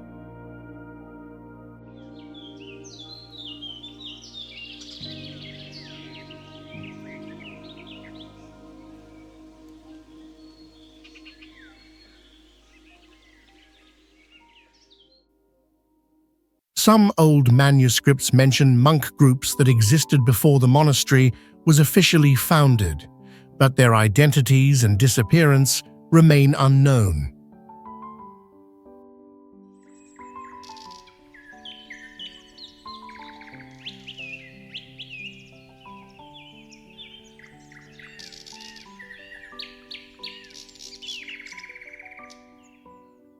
Still, the building has remained structurally stable for centuries, despite ground vibrations and complex natural conditions in the area.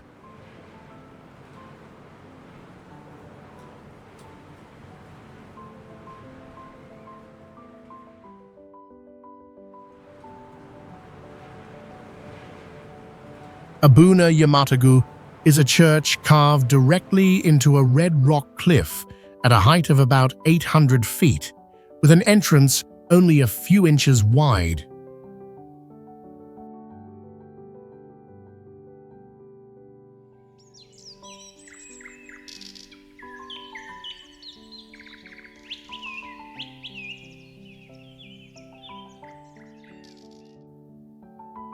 Reaching the church requires climbing vertical rock sections with no safety rails, making it one of the hardest religious sites to access in the world.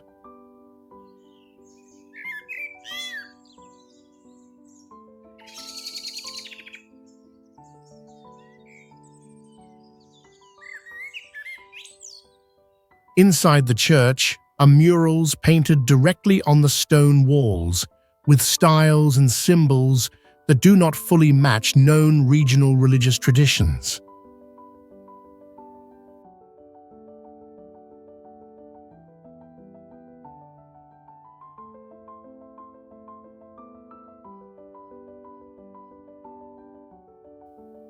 There are no records explaining why the structure was built in such a dangerous location or who created it.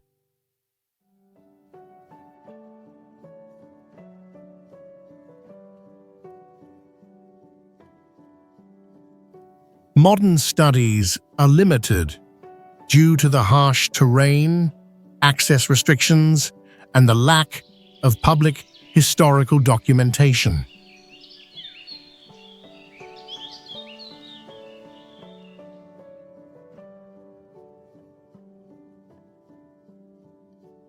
Yeha cliff dwellings are located in natural caves about 180 feet above the canyon floor, built by the ancient Mogollon people around the 13th century.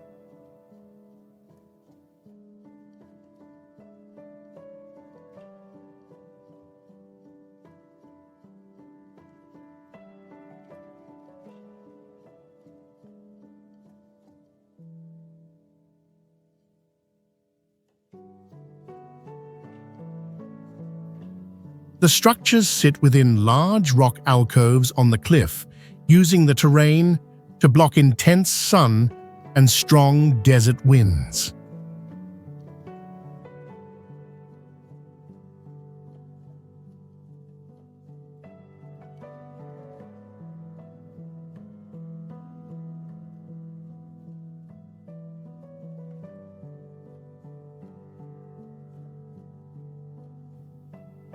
Construction materials included mountain stone, clay, and pine wood, with walls stacked from rough stone without mortar and wooden beams supporting flat roofs and floors.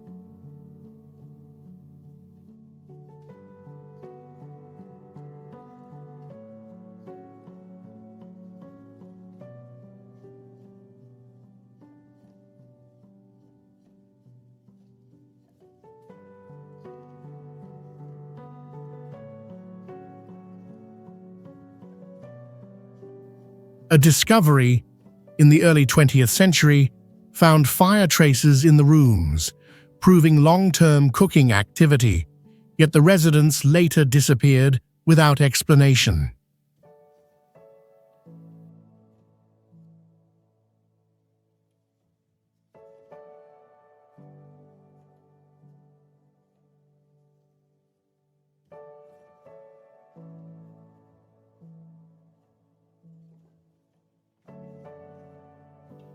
To this day, no official records clarify why the Mogollon left such carefully designed dwellings.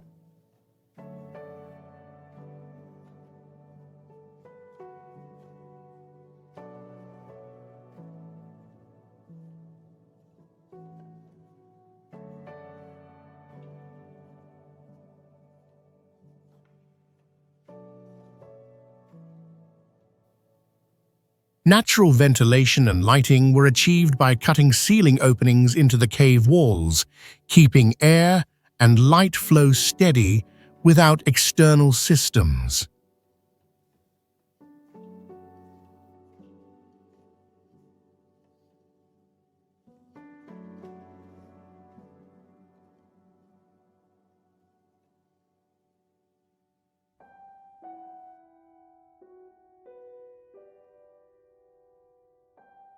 The Toraja hanging coffins are placed on vertical limestone cliffs in the southern mountains of Sulawesi, usually about 100 feet above ground.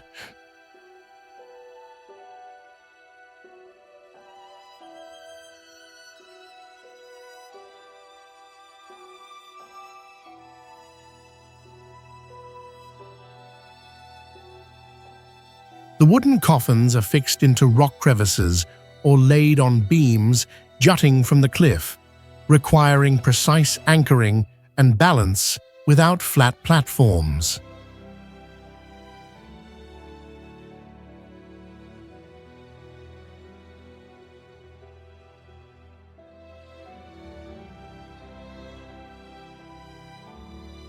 Some coffins have lasted for centuries, keeping their shape despite strong winds and high humidity.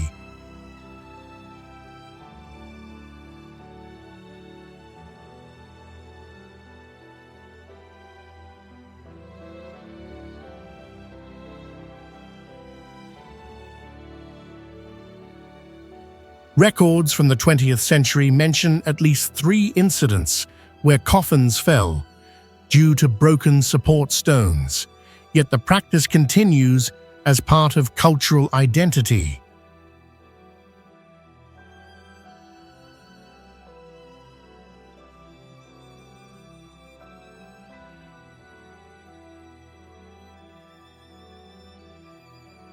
Some caves were also carved deeper into the mountain to hold horizontal coffins, showing practical skill in stonework and material knowledge.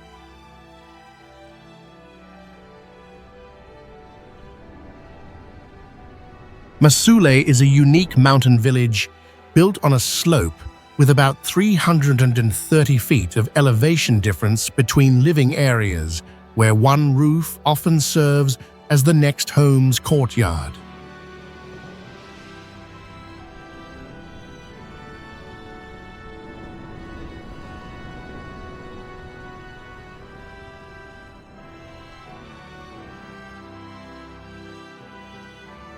This tiered architecture reflects how residents adapted to the steep terrain while preserving the natural landscape.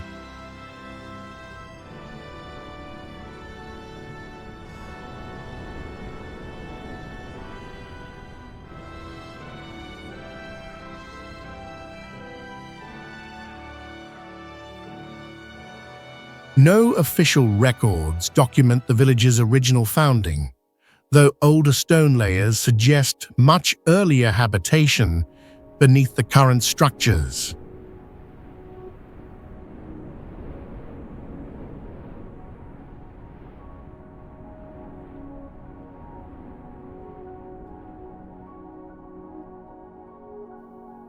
Some buried walls are believed to belong to a vanished community that disappeared after an unknown event.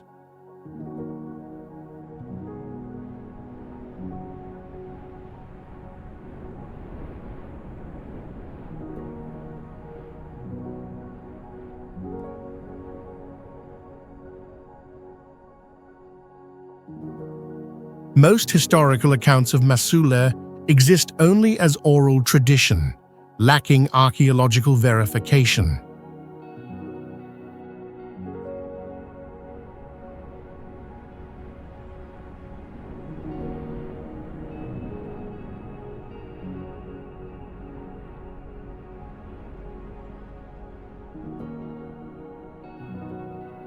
Masule represents not only cultural value, but also a strong example of sustainable mountain settlement with long-term social stability.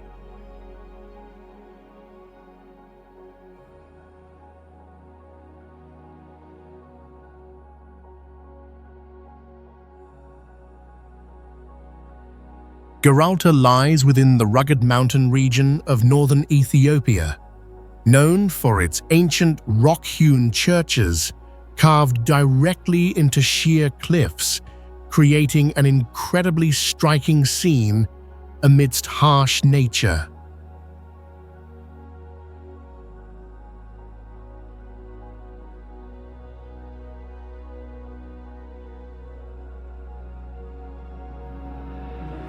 These churches boast unique beauty, blending harmoniously between natural formations and human craftsmanship, and house numerous ancient paintings and murals depicting biblical scenes.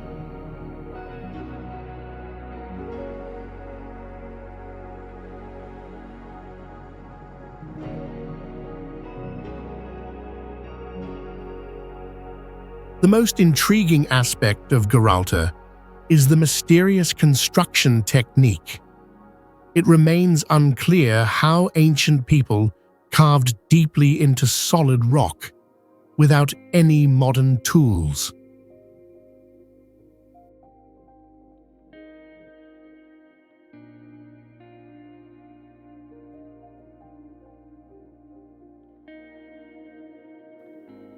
An impressive real-life story involves local monks who, as part of their religious practice, climb vertical rock walls daily without any safety equipment, a tradition sustained over centuries.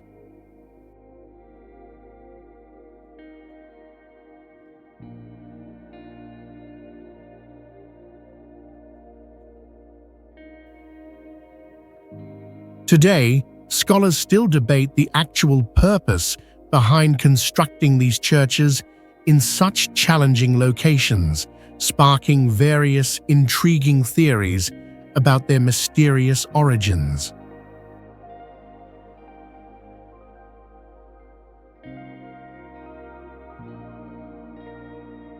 Chaco Canyon lies in a desert basin in the southwestern United States, surrounded by mesas and enclosed valleys with almost no permanent surface water.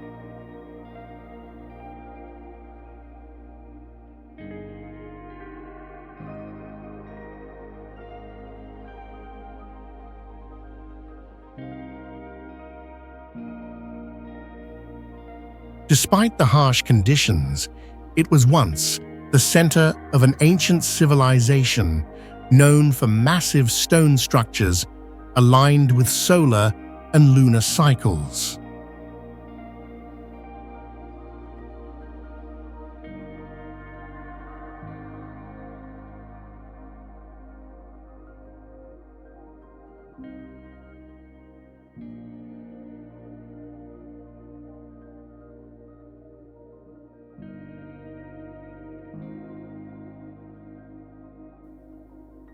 Early 20th century archaeologists were astonished to find D-shaped buildings constructed with hundreds of thousands of carefully placed stone blocks.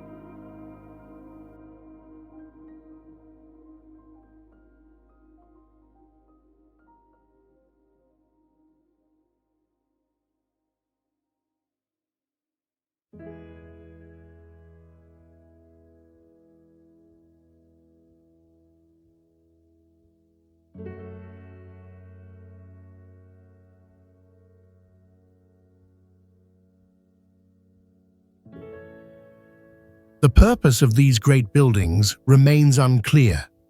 Some believe it was a religious hub, while others think it served as a center for trade and agriculture.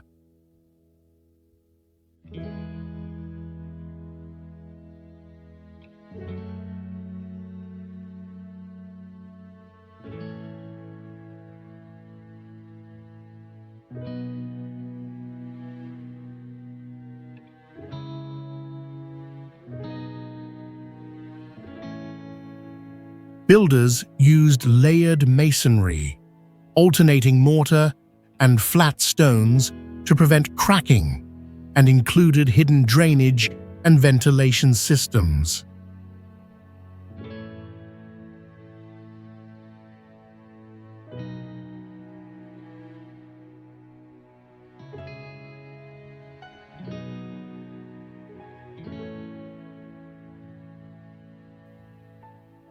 Structures were also oriented to capture seasonal sunlight, revealing a deep understanding of astronomy and climate by the ancient inhabitants.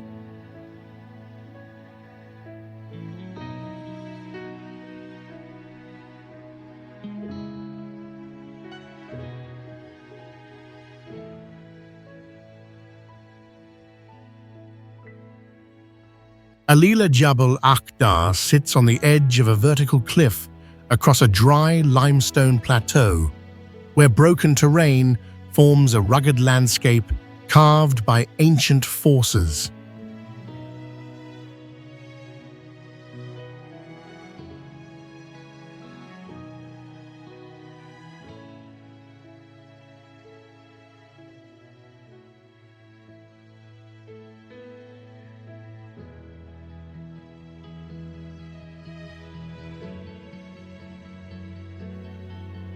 Its isolation and contrast between harsh stone surfaces and peaceful space create a timeless atmosphere that adds to the site's mystery.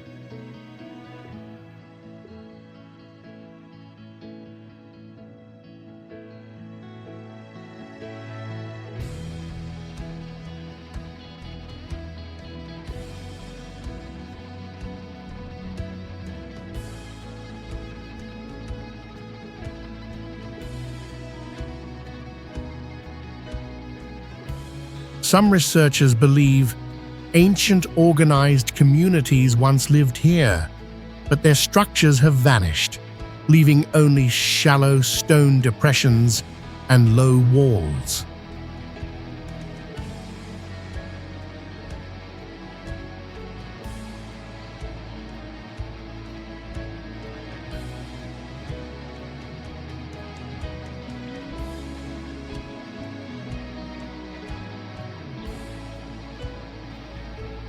The lack of records and limited access to deeper canyon areas have made archaeological study difficult, with much information yet to be revealed.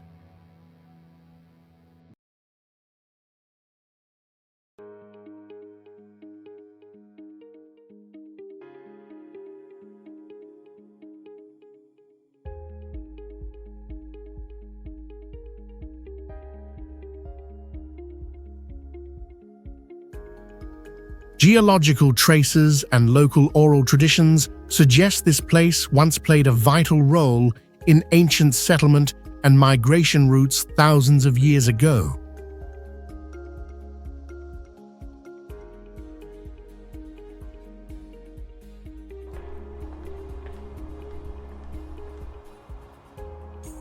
The Pillar Pagoda is one of Asia's most unique structures, supported entirely by a single stone column rising from a lotus pond.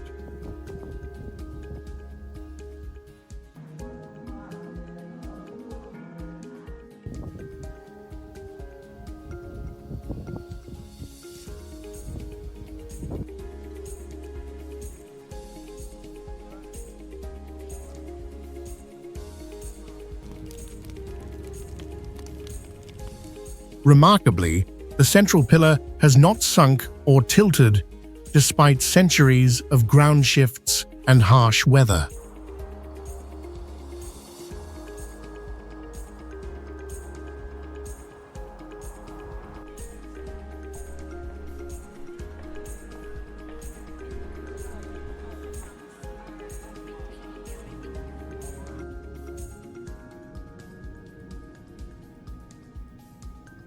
The wooden temple above is perfectly balanced using cross beams resting on a square column, but the original load calculations remain unexplained.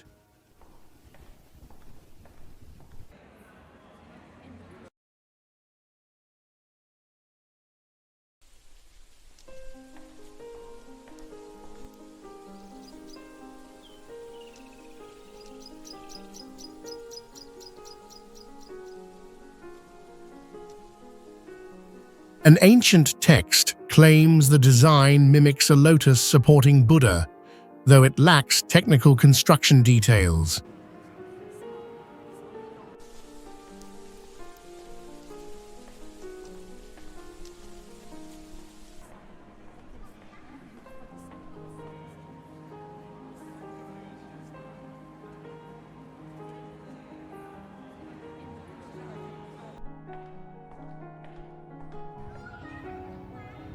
During wartime, the pagoda was destroyed and rebuilt, yet engineers still cannot replicate the original method precisely.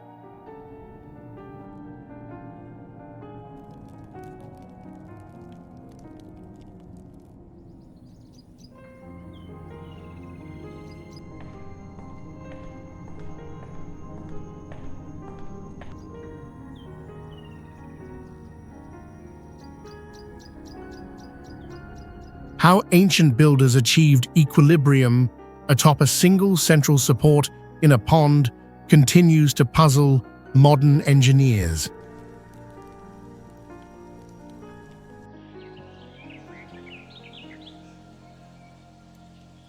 Falling Water is located deep within the forested hills of western Pennsylvania, where a small stream flows through rocks and plunges down a waterfall just below the house.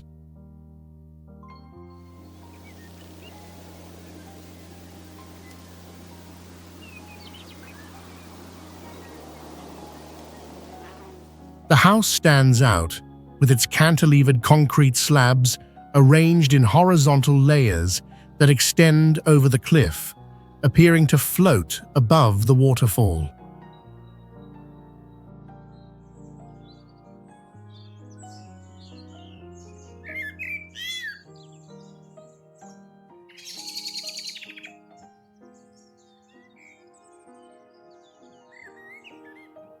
In 1937, the Kaufman family began using the structure as a retreat, though few know that architect Frank Lloyd Wright drew the final plans only hours before a key meeting.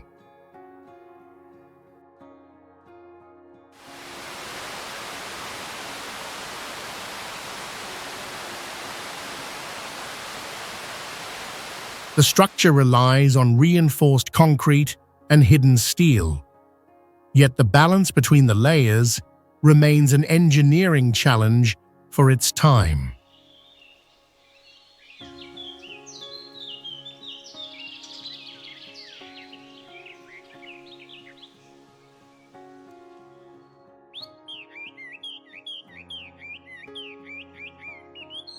Loa Citadel is located in the Red River Delta and was built on naturally elevated ground to avoid flooding, with 3 spiral-shaped defensive walls.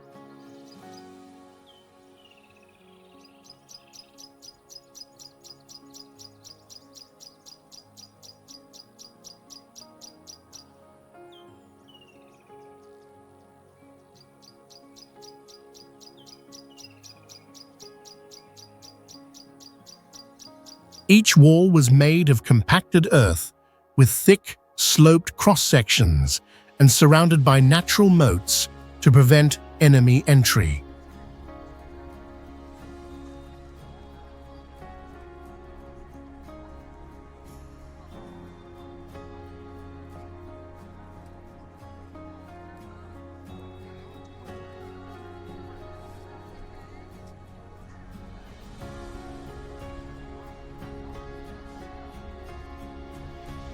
In the 3rd century BCE, it served as the capital of King Anduong, and a bronze arrowhead found there raised questions about ancient weapon technology.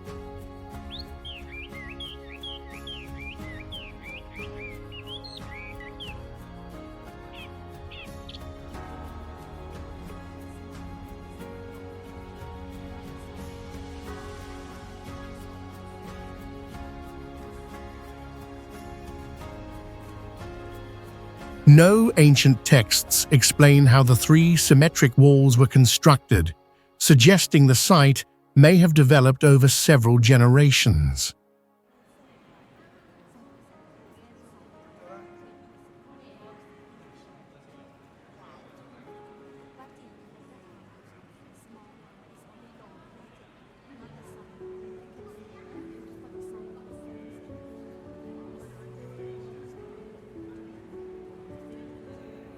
A curious feature is its seasonal water control system, which still functions today.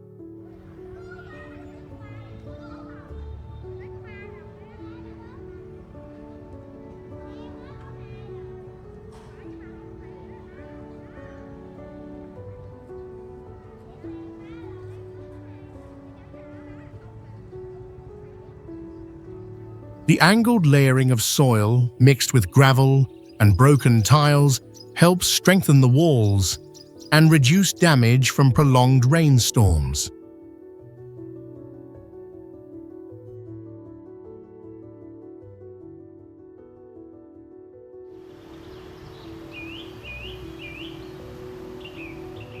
The Notre Dame Basilica is located in the center of southern Vietnam's largest city, built on naturally elevated and stable ground to avoid seasonal sinking.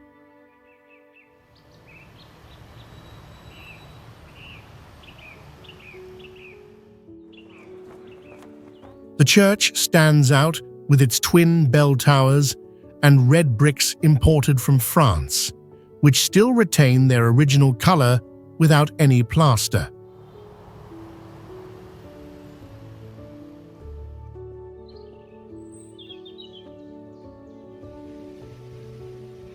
When it was inaugurated in 1880, it became the first modern architectural symbol in Indochina, though residents recalled that ground tilting forced a foundation redesign.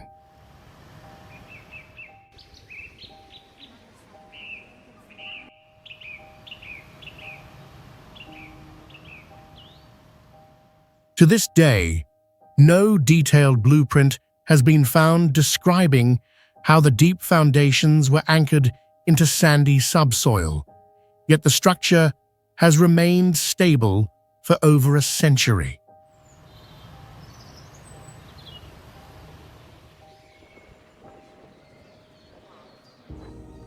Some theories suggest the substructure includes underground drainage and shock-absorbing systems, but no excavation has confirmed this.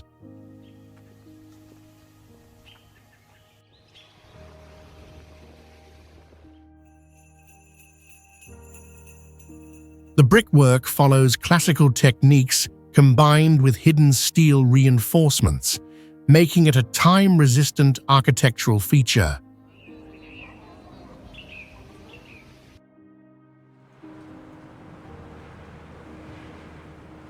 The Independence Palace is located in the center of southern Vietnam's largest city, built on highly stable ground to support its heavy and large-scale structure.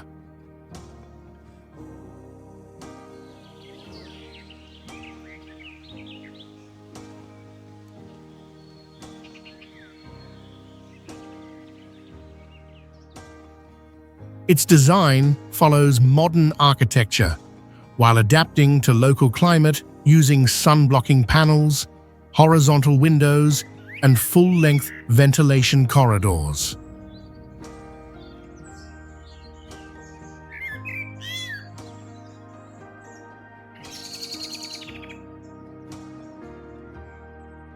In 1975, during a historic moment, witnesses reported the first tank became stuck at the steel gate due to the gate's unexpectedly complex design.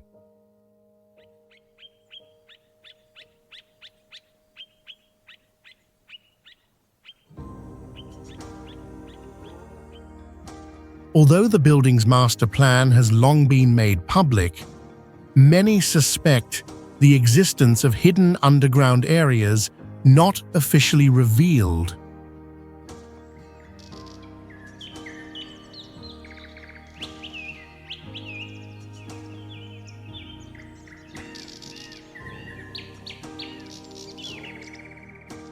The entire structure is built with cast-in-place, reinforced concrete, with many details reflecting precise calculations for durability and long-term stability.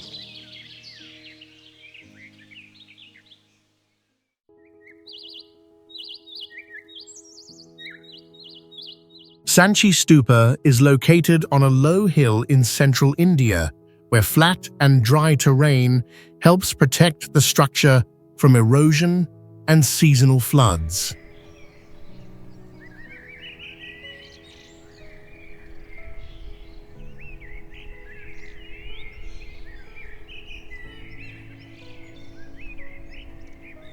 The monument has a hemispherical shape, built entirely from stone and brick, with a circular foundation to evenly distribute weight.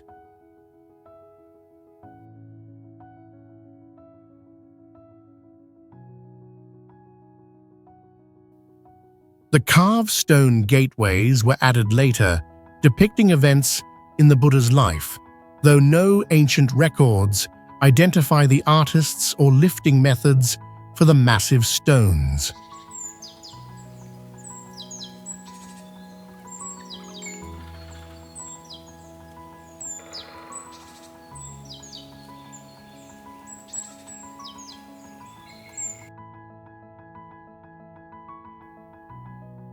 A documented fact is that 19th century restoration efforts faced difficulty because many structural parts could not be dismantled without severe damage.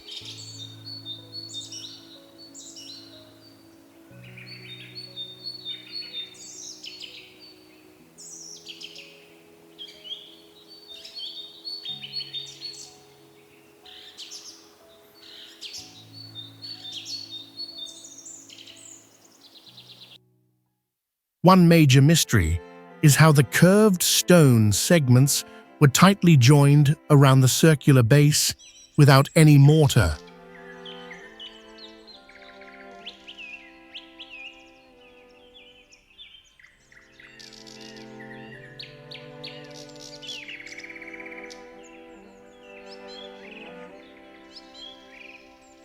The structure relies mainly on natural weight distribution, using the stone's own mass to maintain the stability of the dome for over 2,000 years.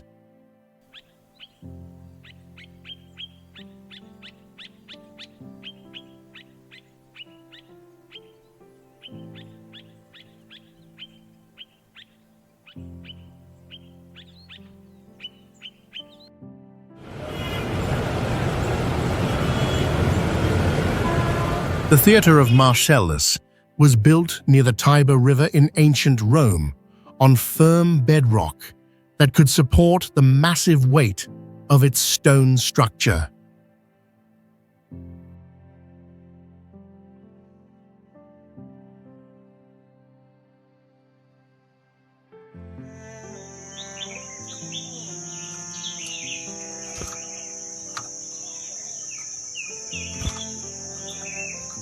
Its semicircular layout features 3 stacked tiers of arches, and served as a model for later Roman amphitheaters.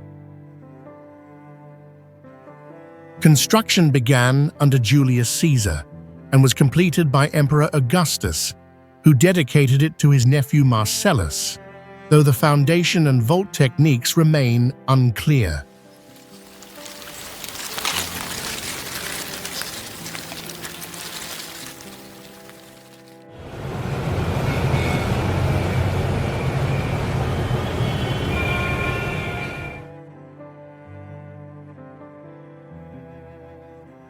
Many massive stones were precisely placed without mortar, baffling modern engineers with the ancient cutting and fitting skills.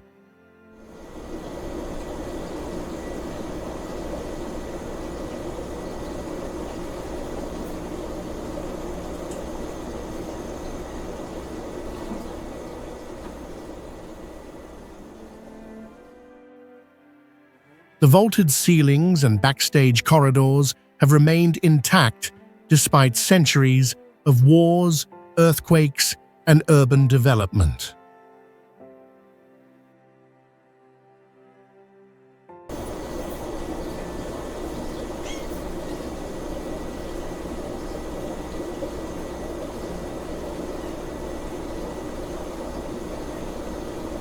No complete technical plans have survived, leaving the structural load-bearing methods of the theatre a continuing mystery.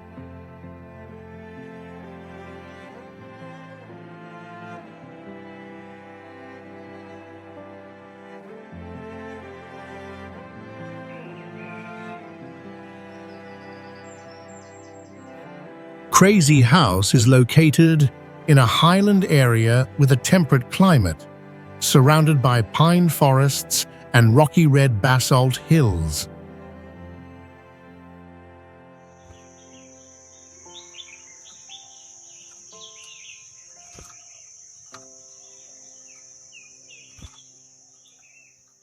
The structure defies traditional architectural norms, featuring organic curves, cave-like rooms, and winding staircases that resemble a giant stone creature.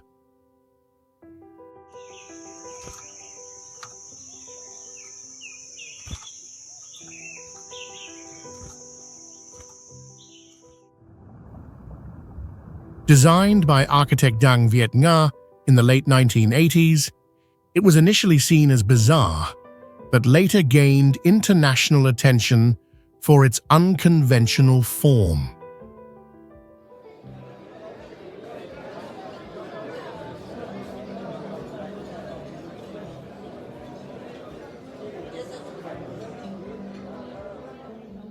Many sections were built manually, without detailed blueprints or fixed molds, raising questions about how structural stability was achieved.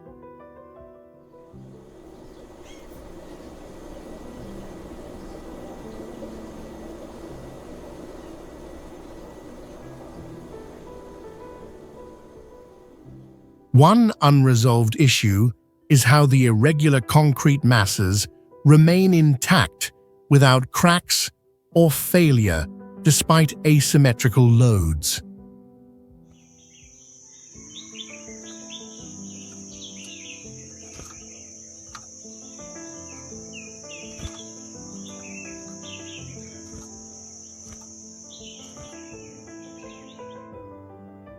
The building continues to expand unpredictably and does not follow any standardized engineering plan.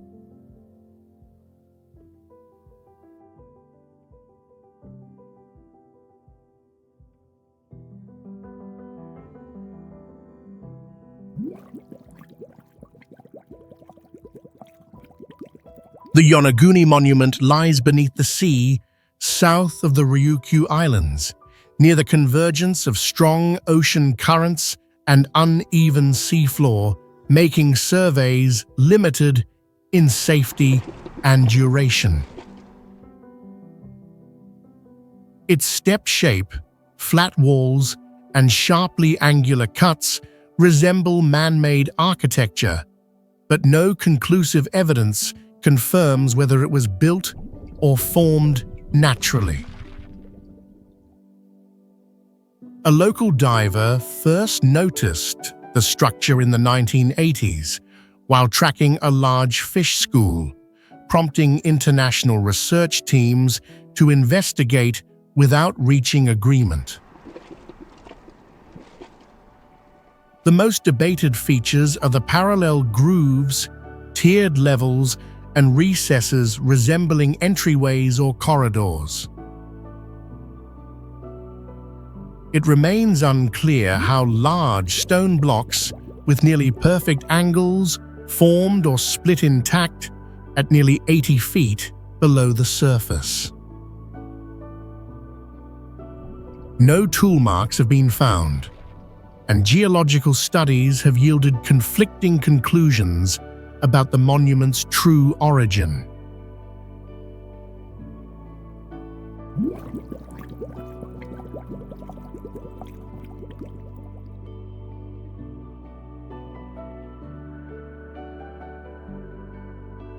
Cliff Palace was built directly into a large sandstone cliff alcove with more than 150 rooms and around 20 ceremonial spaces, forming a large complex in rugged terrain.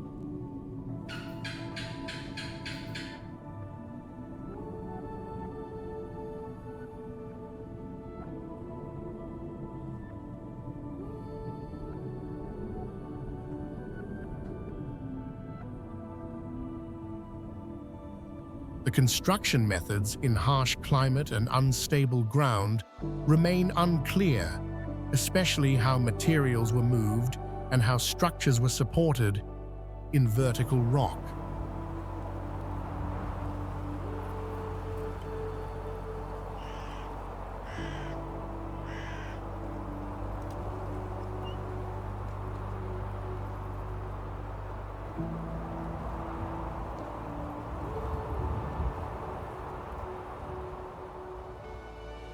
Although most of the site remains well preserved, many inner areas have not been fully excavated, limiting detailed study of the ancient residents' lives.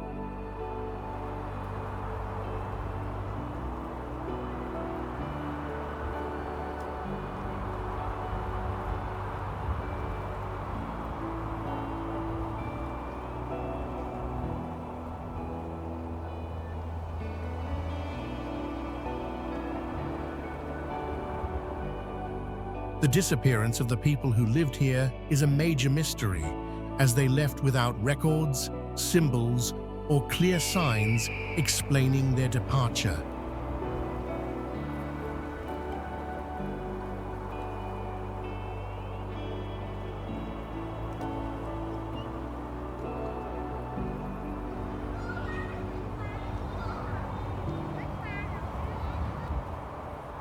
Artifacts and ancient markings found at the site have not yet been fully decoded, making research difficult and leaving history incomplete.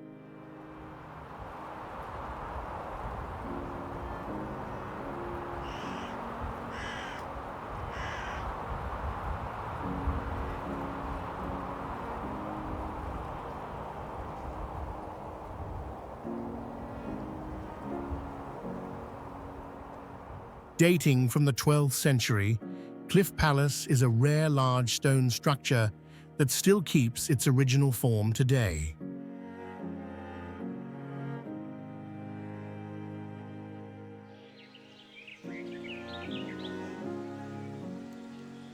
Sagada hanging coffins is a burial tradition where coffins are hung on steep cliffs about 30 to 100 feet high in a rugged limestone area.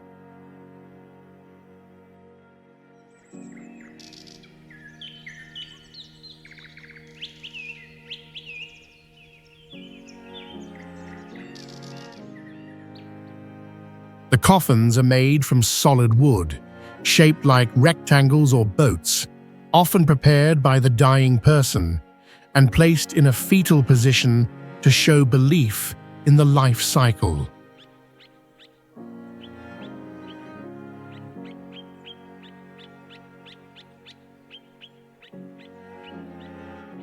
Lifting the coffins was done with ropes, wooden scaffolding, and support pegs driven directly into the rock, requiring skilled climbing and precise teamwork.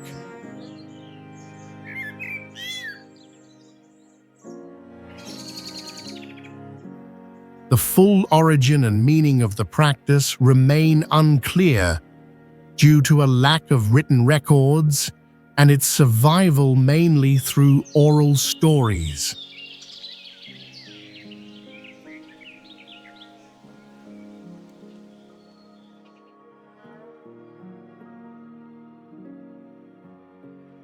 Siurana is an ancient stone village built on top of a limestone massif about 150 feet high, surrounded by steep cliffs that form a nearly natural fortress.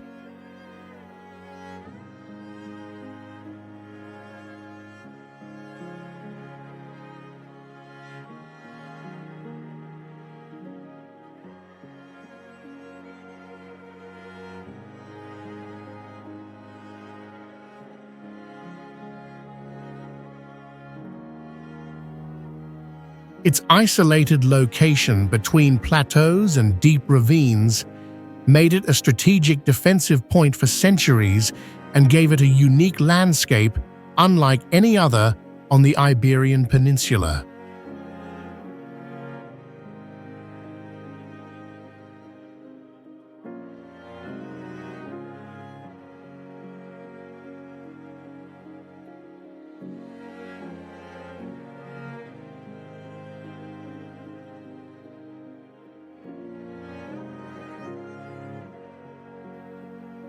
One major mystery is the lack of clear evidence about who lived here before the 12th century, even though the area is believed to have been inhabited since ancient times.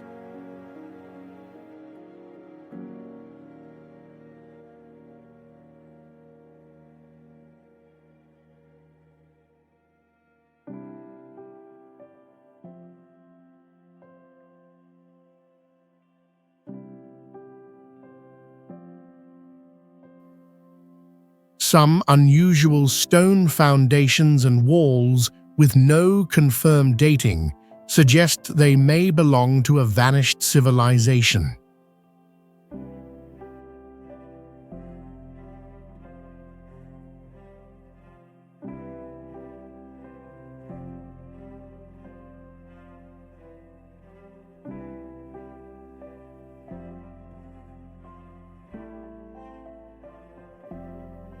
Research is limited in part due to the harsh terrain, which makes deep excavation and modern surveying difficult.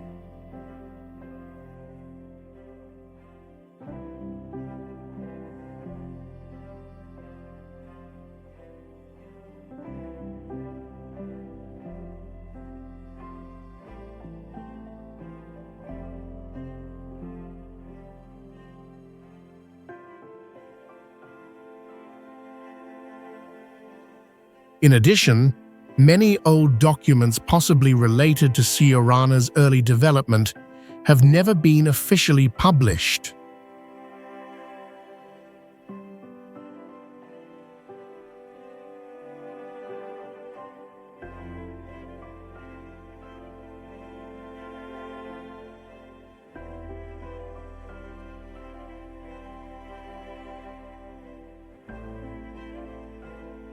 Tengboche Monastery is located on a mountain terrace about 12,600 feet high, surrounded by snow-covered peaks and rugged terrain typical of the Himalayas.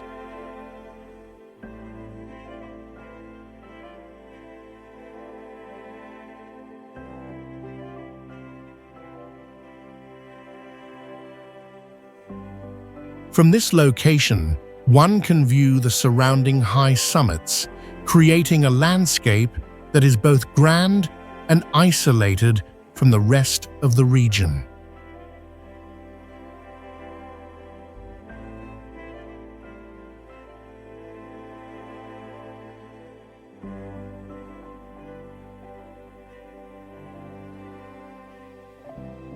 Although the monastery was rebuilt in the 20th century After several destructions, its original origins and the reason for choosing such a remote site remain unclear.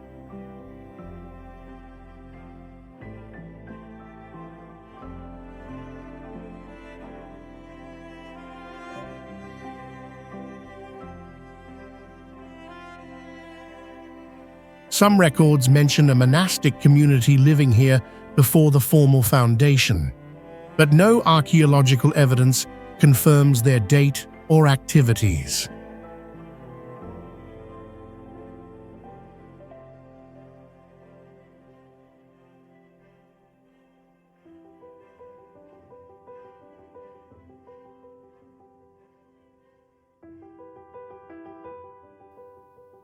Research in this area is limited by high-altitude terrain, harsh climate, and restricted access to records controlled by religious institutions.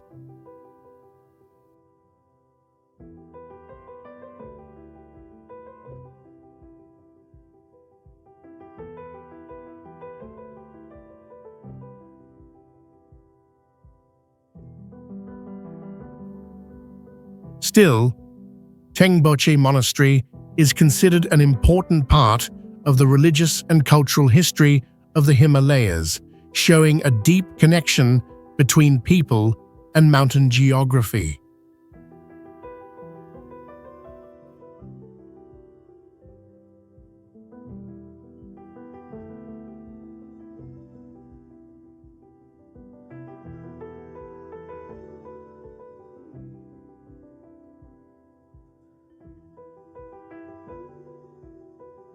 Located on a flat mountain peak about 980 feet high, Debris Demo can only be reached by climbing a rope straight up the cliff, with no road access.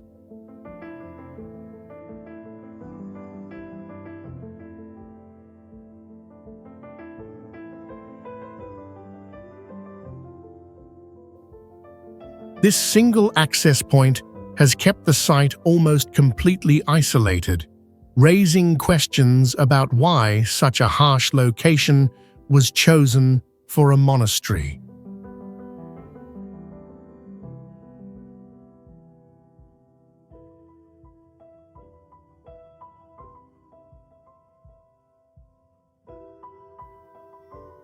The current structure may not be the first on this mountain, as some architectural traces below the stone platform suggest earlier constructions.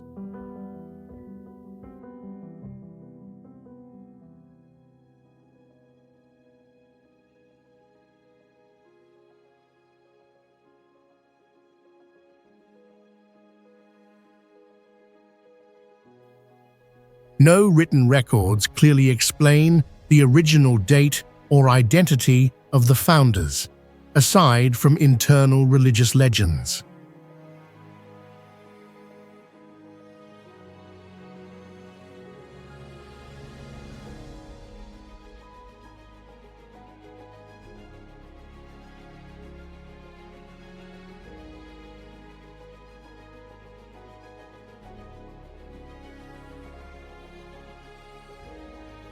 Difficult terrain prevents thorough excavation, and the earliest known documents remain tightly controlled by the monastic community.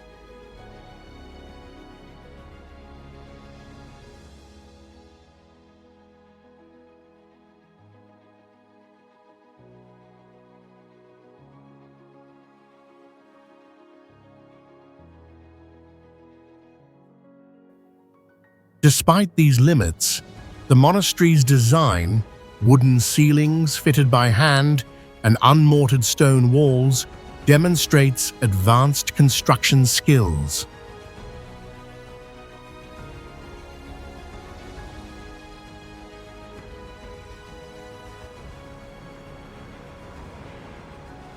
Newgrange is an ancient stone structure located on an open highland shaped like a large mound with a front made of white stones and dark pebbles.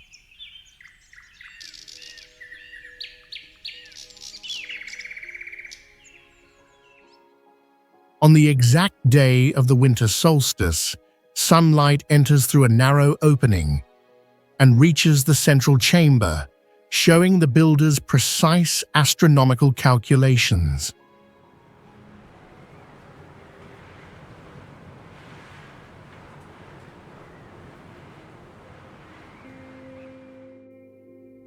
The structure was built using dry stone stacking techniques without adhesive, yet it has remained stable for thousands of years.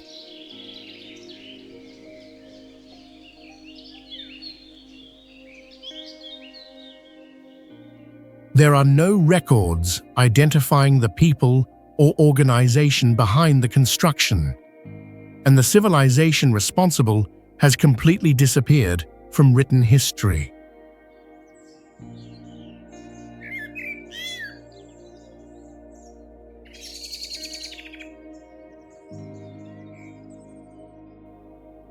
For a long time, most of Newgrange was buried under natural earth layers and was only rediscovered after many centuries.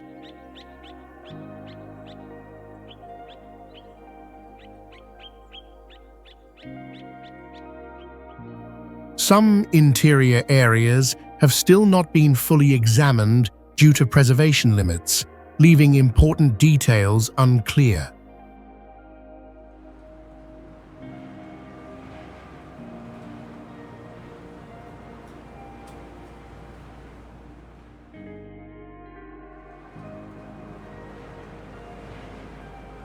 Skara Brae is located by the coast in a windy and open area, helping ancient people easily access marine resources.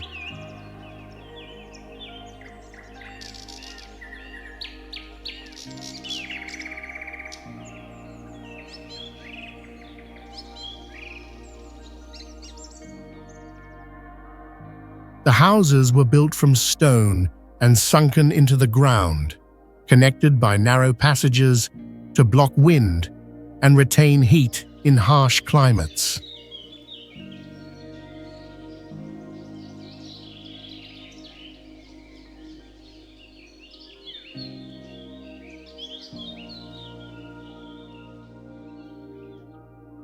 Each house contained stone beds, shelves, and hearths arranged in an organized way, showing stable living and clear structure.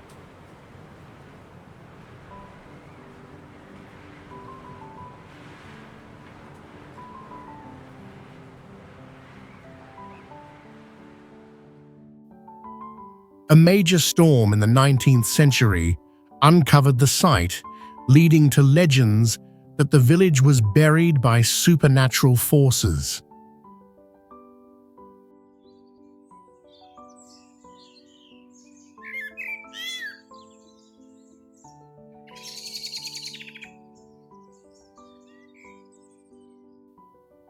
Even without walls or signs of conflict, the settlement was abandoned for unknown reasons, raising theories about rituals or environmental changes.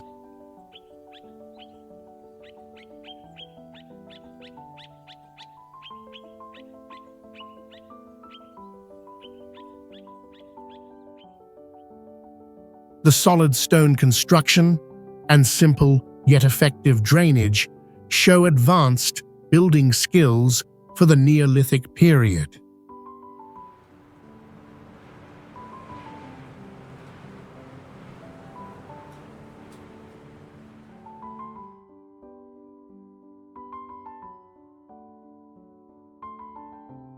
Yeha Temple is an ancient stone structure in Ethiopia, built entirely with large rectangular stone blocks joined together without any binding material.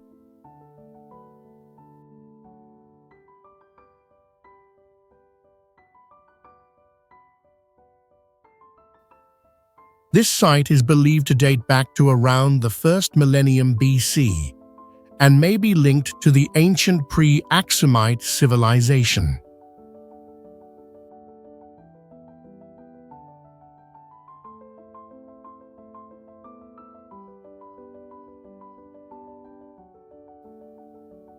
A notable fact is that there is no clear written record explaining the original function or meaning of the temple.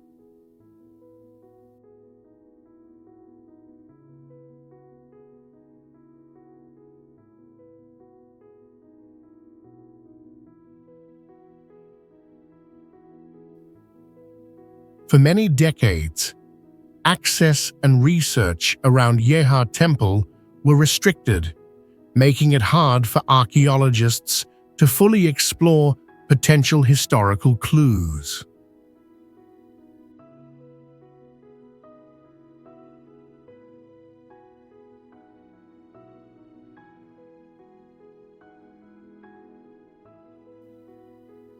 Some researchers suspect that ancient knowledge might have been lost, or that key information was deliberately withheld.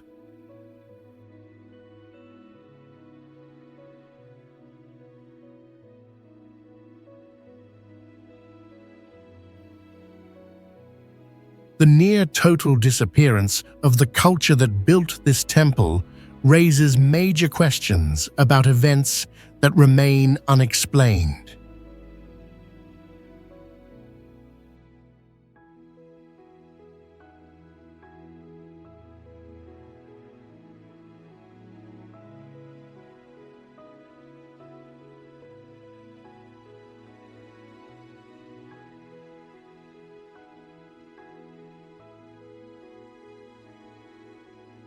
Sanchi Stupa is one of the oldest surviving Buddhist monuments in India, first constructed around the 3rd century BCE.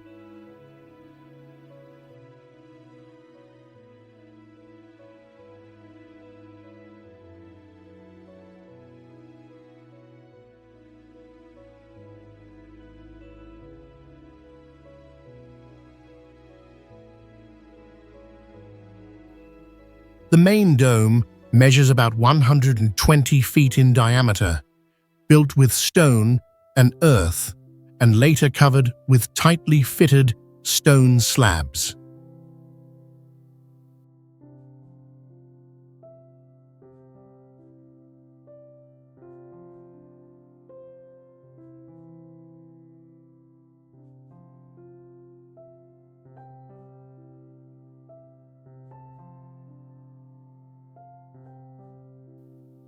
Few people know that the stone gateways depict various life scenes and legends, yet none show the Buddha directly, reflecting an early symbolic phase in Buddhist art.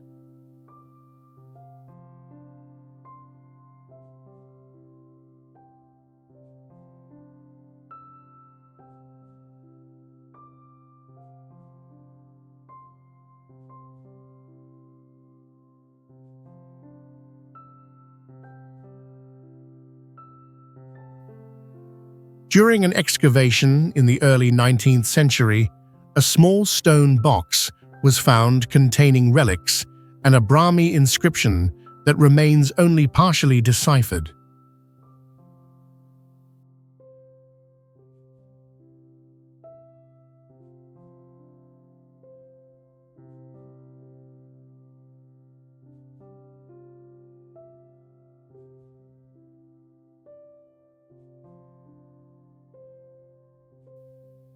Although the structure is ancient, the joints in the stone railings were executed with precision, having a deviation of less than 1 inch.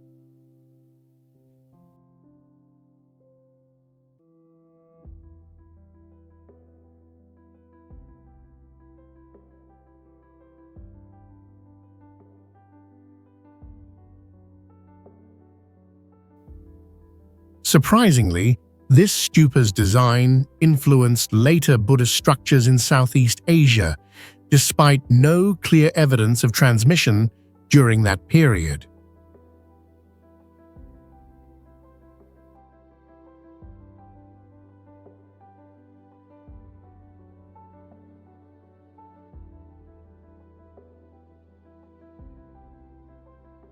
Angkor Wat is located on a large plain surrounded by tropical forests and natural lakes, making it ideal for construction and protection.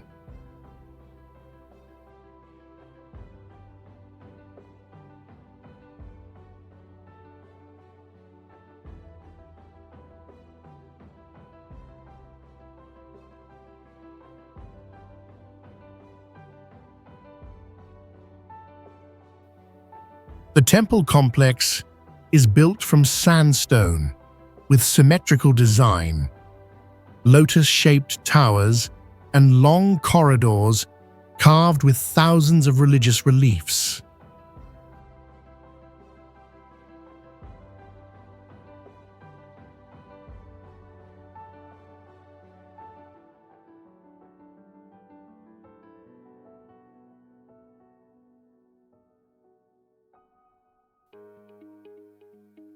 According to Khmer legend, Angkor Wat was built by the god Indra as a palace for his son, and later became a sacred link to the divine.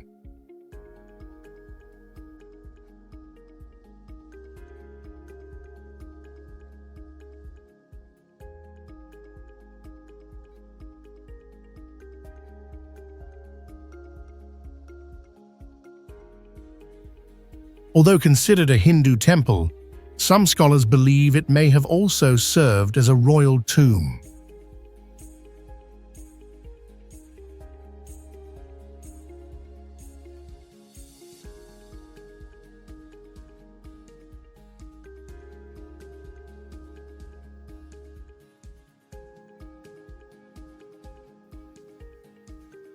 Massive stone blocks were transported from over 30 miles away and fitted precisely without mortar, showing advanced building skills.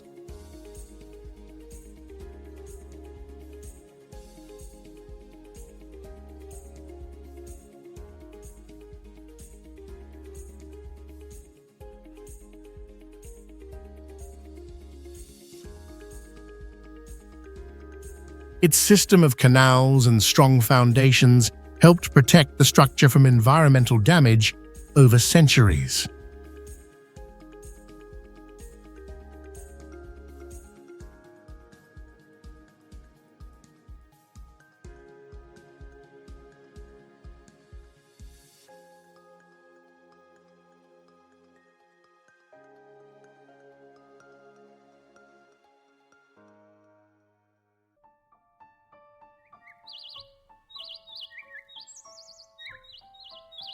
Borobudur was built on high ground in a valley surrounded by volcanoes and tropical forests, with open terrain and humid weather conditions.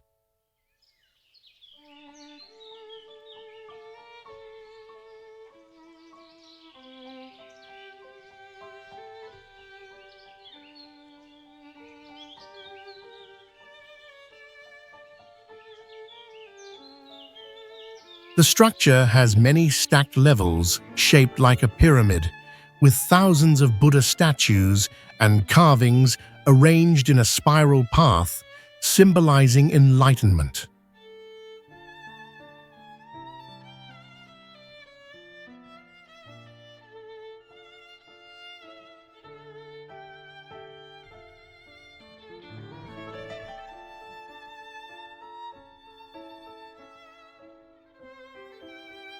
According to legend, Borobudur appeared mysteriously without clear records of its construction, leading to beliefs of a sacred link between sky, earth, and humans.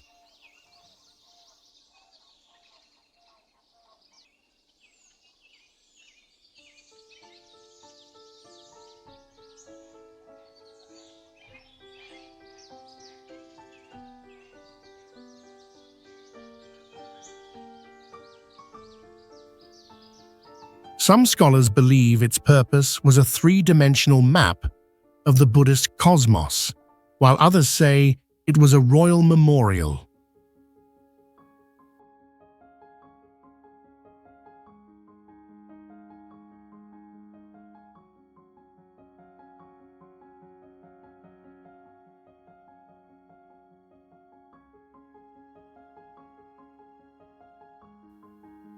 Volcanic stone blocks were cut precisely and joined using interlocking techniques without cement, showing advanced building knowledge.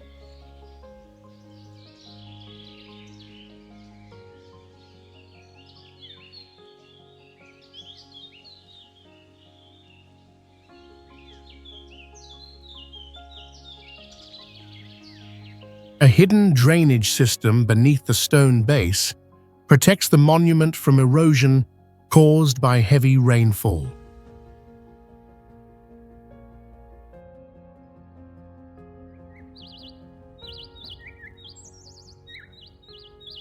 Prambanan is the largest Hindu temple complex in Indonesia, located on a flat plain between two large volcanoes on Java Island.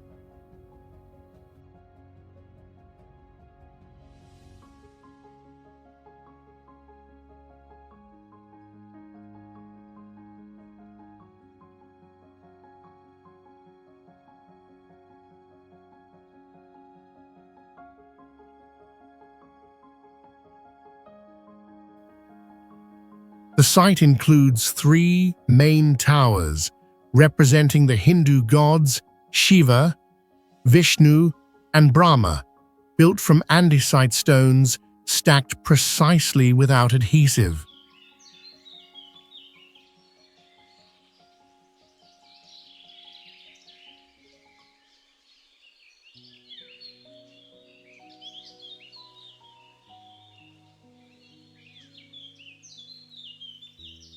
The entire structure was designed symmetrically and built to withstand earthquakes that frequently occur in the area.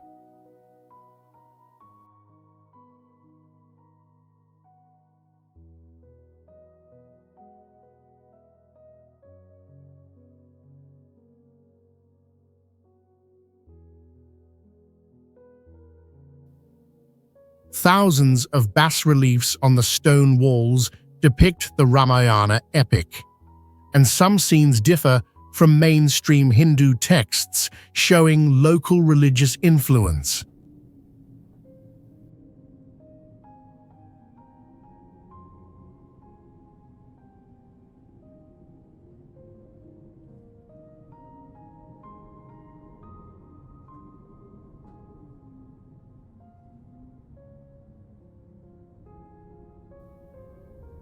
A well-known legend says the 1000th temple was cursed into stone by a prince who was tricked during a temple-building contest for a princess.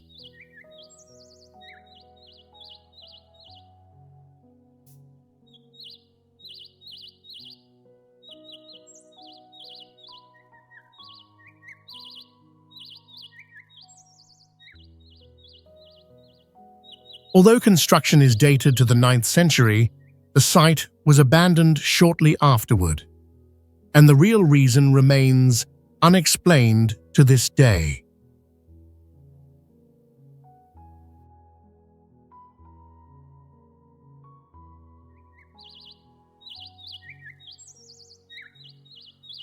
Parthenon is an ancient structure built on elevated land with a wide view of the sea and plains, making it a prominent architectural site in nature.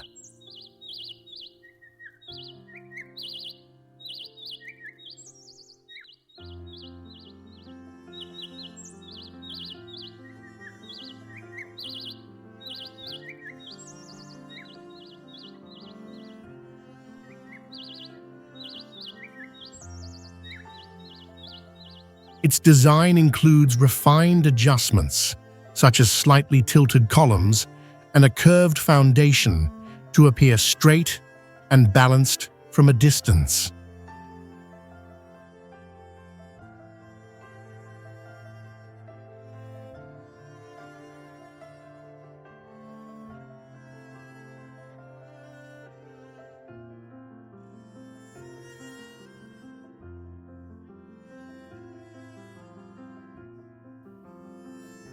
Several sculptures have been lost or remain undecoded, limiting full understanding of the building's original meaning.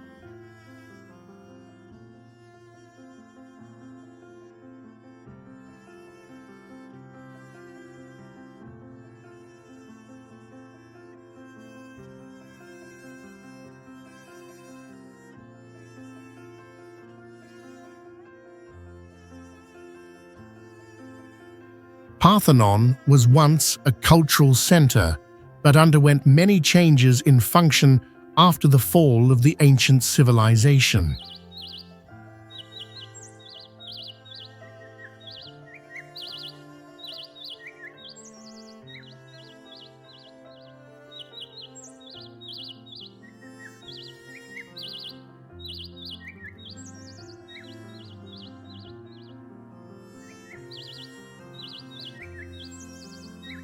For centuries, original usage records have mostly disappeared, making research efforts more difficult.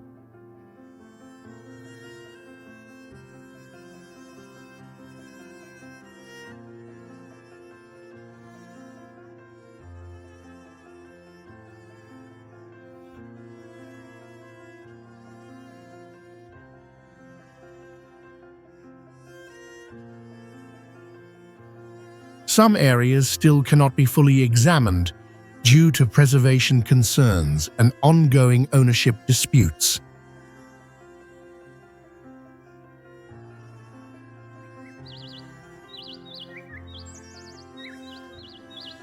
Delphi is located on a high mountain slope with a wide view over the valley below, making it ideal for religious activities in ancient times.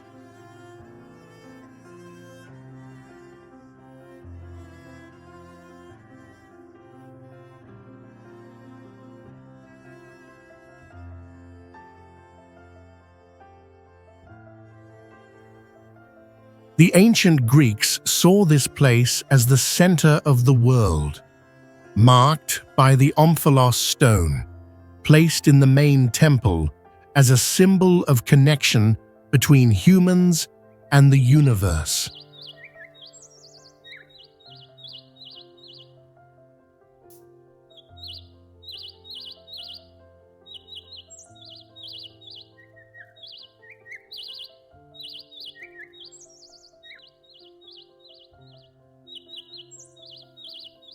The site once hosted oracles by the priestess Pythia, whose symbolic prophecies still remain undecoded today.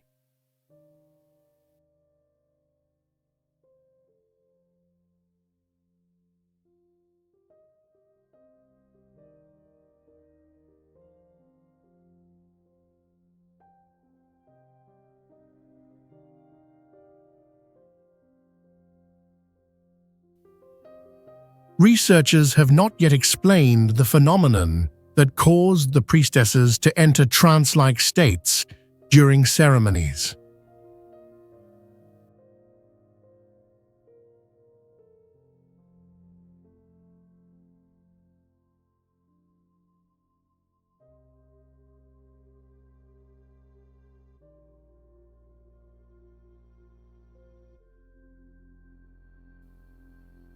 Delphi was once a major religious center, but its decline happened suddenly without clear historical records explaining why.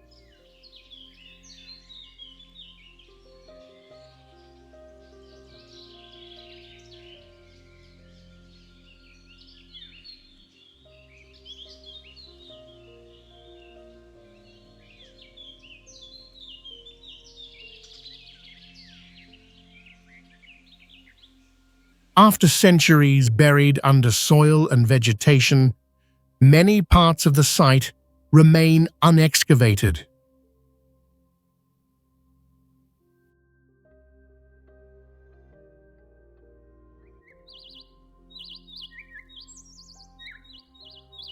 Mycenae is located on a high hill with solid terrain and a wide view over the plains, making it effective for defense and regional control.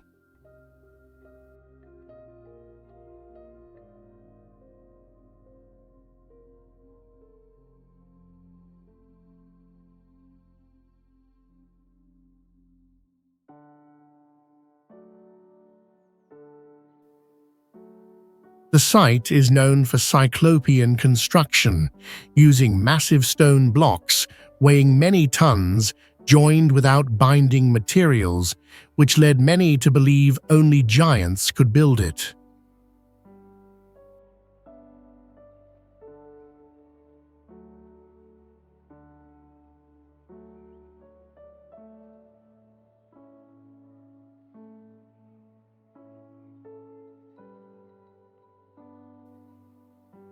Structures like the Lion Gate and Beehive tombs remain unexplained in terms of symbolic meaning and precise construction methods.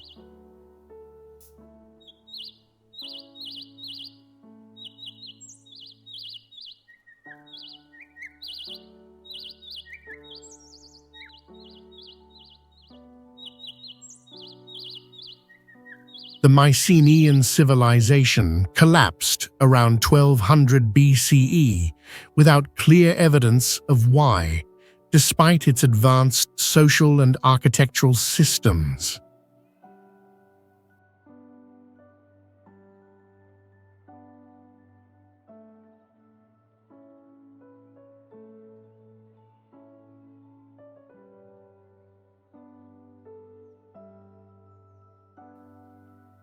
For centuries after abandonment, the site was buried under layers of soil and rock, making full excavation and study difficult.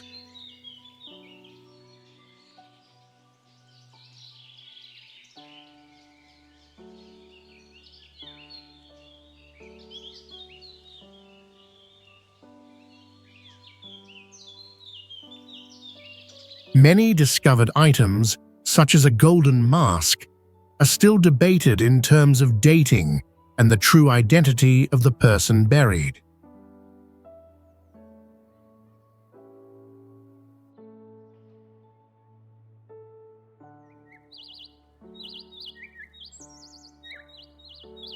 Knossos is built on a sloped highland near underground water sources and faces a wide valley, ideal for trade and farming.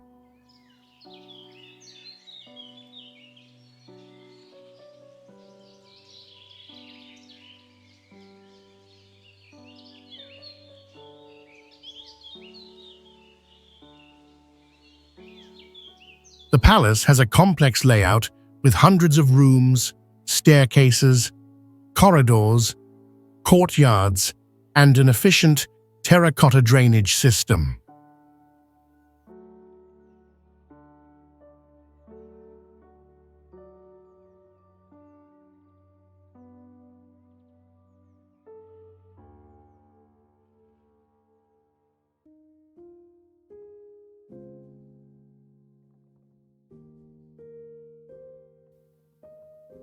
Its architecture used reversed wooden columns, limestone, and plaster, with earthquake resistance from alternating wood and stone in the walls.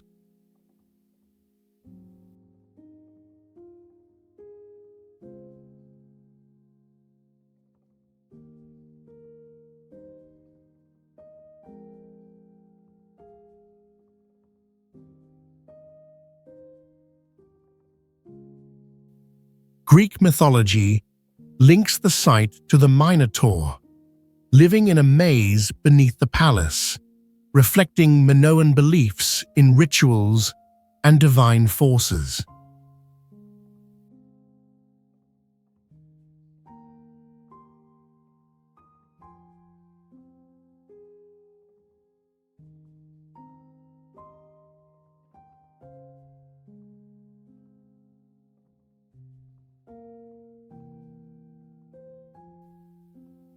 Murals and space divisions suggest it was both an administrative center and a place for structured religious ceremonies.